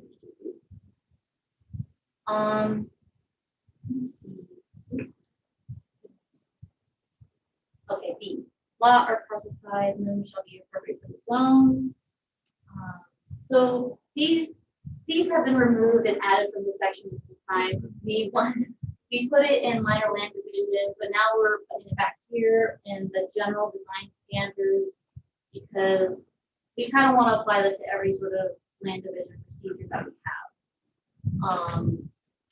They're good standards to have parcel size minimum, not divided. Common lots are reserved for common services, things like that. And indeed, that's where we expanded on what constitutes a common lot or a common area. So Haley, we're gonna, I don't think we're gonna get through all this tonight. Okay. So we want to set up a second workshop. Well, that's what I was gonna ask Jeannie about, that is there something that we can just focus on? We're scheduled for when this goes when January. This goes to public hearing in January. It's on the agenda. It's on the schedule. Has it been advertised? Yeah. I know Don and Cheryl have 45-minute drive, it's not longer home. Fine, it's not freeway. I'm opening manager. I get up at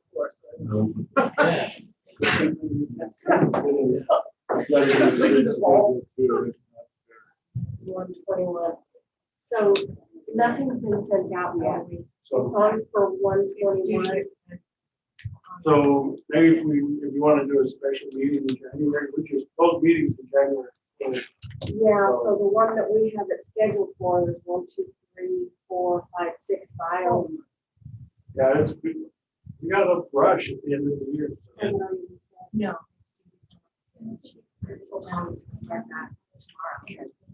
Or is that? If they would, yeah, I mean, we could do it that way.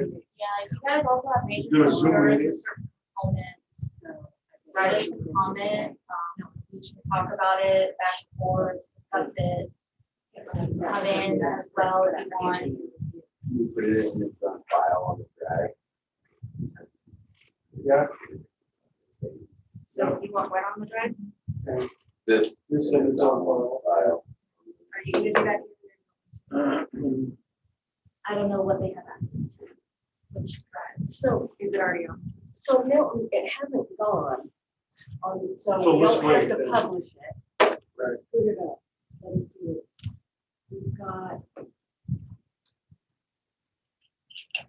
We've got 2 variances and 2 CUPs.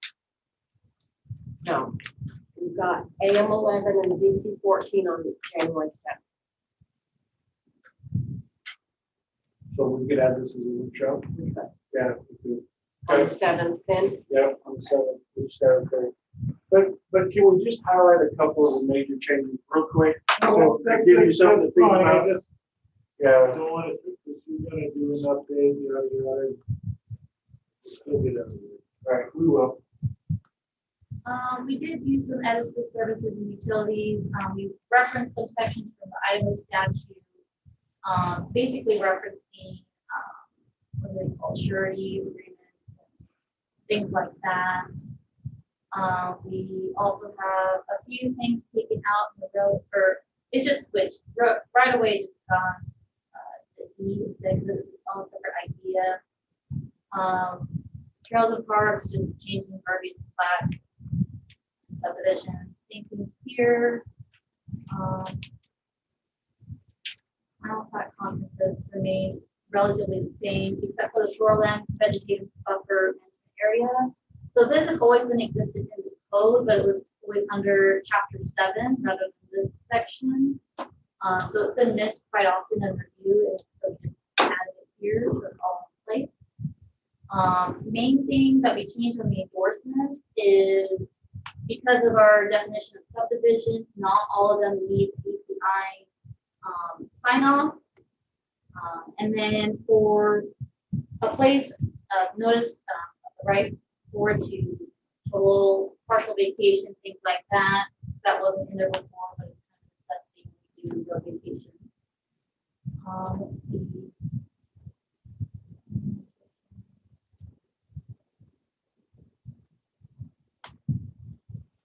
The minor land division procedure changed quite a bit. That's because we took out a lot of the specific standards and put them in the general standards, but they're now referenced here instead. And then the main thing is road standards that have changed. So new or existing private roads, they shall be a minimum 40 feet wide. New or existing public roads, those are also that are dedicated, are going to be 60 foot wide. And then we just wanted to allow roads to be designed to allow for future connectivity, and that's going to be more or less a conversation with us. Not all lots are going to be able to design for connectivity. Some of them are going to be involved in state lands and things like that. So we just want to have that discussion beforehand and see how we can best create safe paths and roads and exits. We are prone to fires up here. Yeah, that MOD thing, that's where I could go on comments for a long time on that. I mean, right now with the MODs, 2.5 acres, they don't have to burn private right away right now. That they're going to. Where? It's in the general standards that it's referenced. And so that's my one concern. I'm picturing the grandma who wants to give the grandkid a 2.5 acre piece because they're in the suburban zone, and now they have that lot house from public building. Let me check off the right. I do see what you're saying. We have a minor land division right now with between 2 acres and 2.5 acres off the main road in the suburban area, and it doesn't even front on the right of way. You're right. Well, just like the other part earlier, like asking Jim Brown Way at public or private, Marty gets private. And all those other areas too. And those lots where we're talking about treating recreation of Priest Lake, almost all of those are less than, all of them are less than 2.5 acres. Most of those are not on a public right of way. So I just don't think that they necessarily have. Yeah, that is definitely an oversight on my part. I'll have this note here and I will reroute that to change as we talk about this. Yeah, do that, right? I mean, it helps because while we're in the process of writing it, I mean, we go over this stuff, but when we're here with you guys, I see things like the 40 foot private road or easement. I mean, it needs to be reworded, so it doesn't say private road or easement. If that was an easement. Yeah, it'd be 40 it needs to feet. be streets, because that's what we have to find as a term. Right, but we want the easement to be 40 feet. And that was in discussion with road and bridge. Numbers. Yes. So, yeah, That's kind of weird. Get it to the ground. you do? Well, and that's, we expect the developers to do that. Yeah, this is for you. That's why they hire surveyors.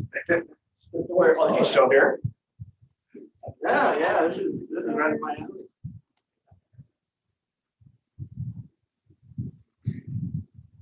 What's all I read? Okay, so subdivisions for processing preliminary plat. Subdivisions are not required to go to public hearing. And so what we've done is we've converted the procedures to an administrative one rather than a public one, because subdivision code is very cut and dry. Either you're meeting standards or you're not. And there's no room for neighbors necessarily to say, well, I don't like it. It's going to do this, it's going to do that. All of those things are considered with the standards, roads, transportation, utilities, all of that. So the state statute allows us to not have to do a public hearing. So we have just done an administrative procedure with that. That's one of the major changes that we've done. And this is actually copied and pasted from the short file procedure, I believe. Improvement plans.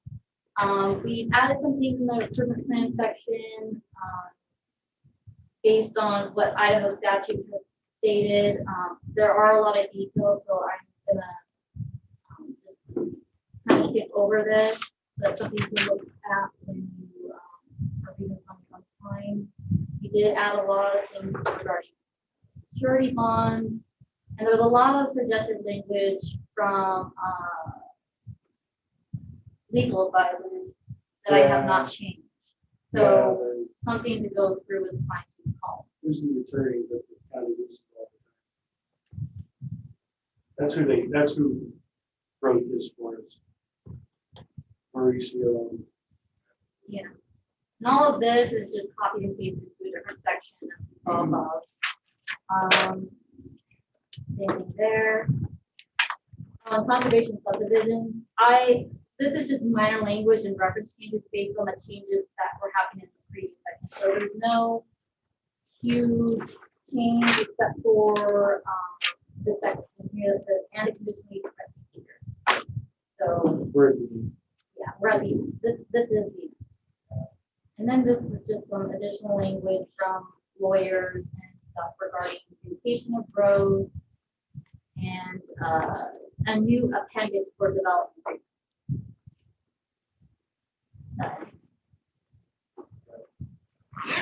There's a lot of red. It is. Sure It's a lot of Sure stuff. is. But it's definitely time. Really? It's time for us to, yeah. Because you can't, when somebody comes in for a zone change, you can't condition them in any way. Unless you have it in the code. And so if we have the development, like when we did the one out with Quail Ridge and we required them to pave the roads. Well, if we had the development agreement in place, that we would have used that process to properly require that paving when they did their subdivision. So, that's how that gets done. So do we have a date for the mining ordinance? January 7th. Yeah, so on the 7th, we'll do the mining ordinance, we'll do that zone change 14, and then we'll do a workshop for this file. We'll continue this one. Yeah, for time. I don't know, based on the attendance at the last.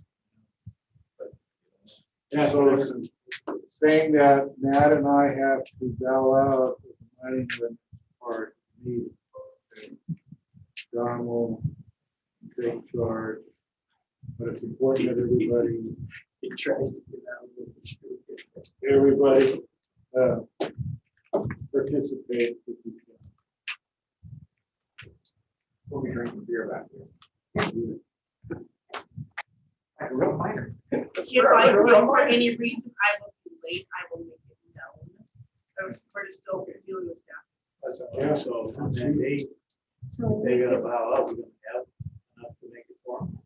Everybody gonna We be could here. put the zone Yeah, change you have first. Mr. I'll let you know if I was. Sometimes I don't know if that. Yeah, we can participate in the first round. We get this zone change first. We get this Right. Yeah, and then give Suzanne. We can drag it out. Yep. So, Okay. other than that, I mean, at least half our staff is working from home. They don't like to be working from home, but even our permanent techs are working from home. We are so computerized nowadays. Not as much as we'd like to be, but yeah, we're slowly improving. Busy, lots of land use files, not many BLPs. Lots of cleanup from this last year of BLPs. There's still probably 60 in process. We've also had over just right at 60 floodplain development permits. 60. So we probably have about 8 of those in process right now.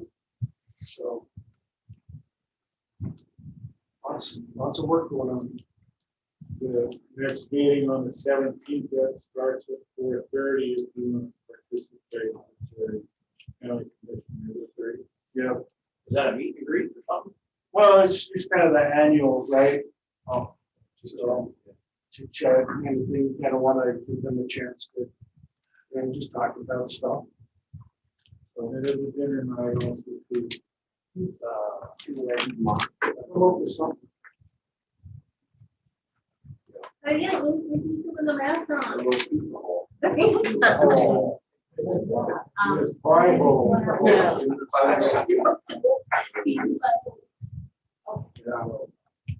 Hey. Since we're all tired. Yeah. Mr. Chairman. I make a motion to adjourn. Yes. All right. So this meeting is continuing until 7:30.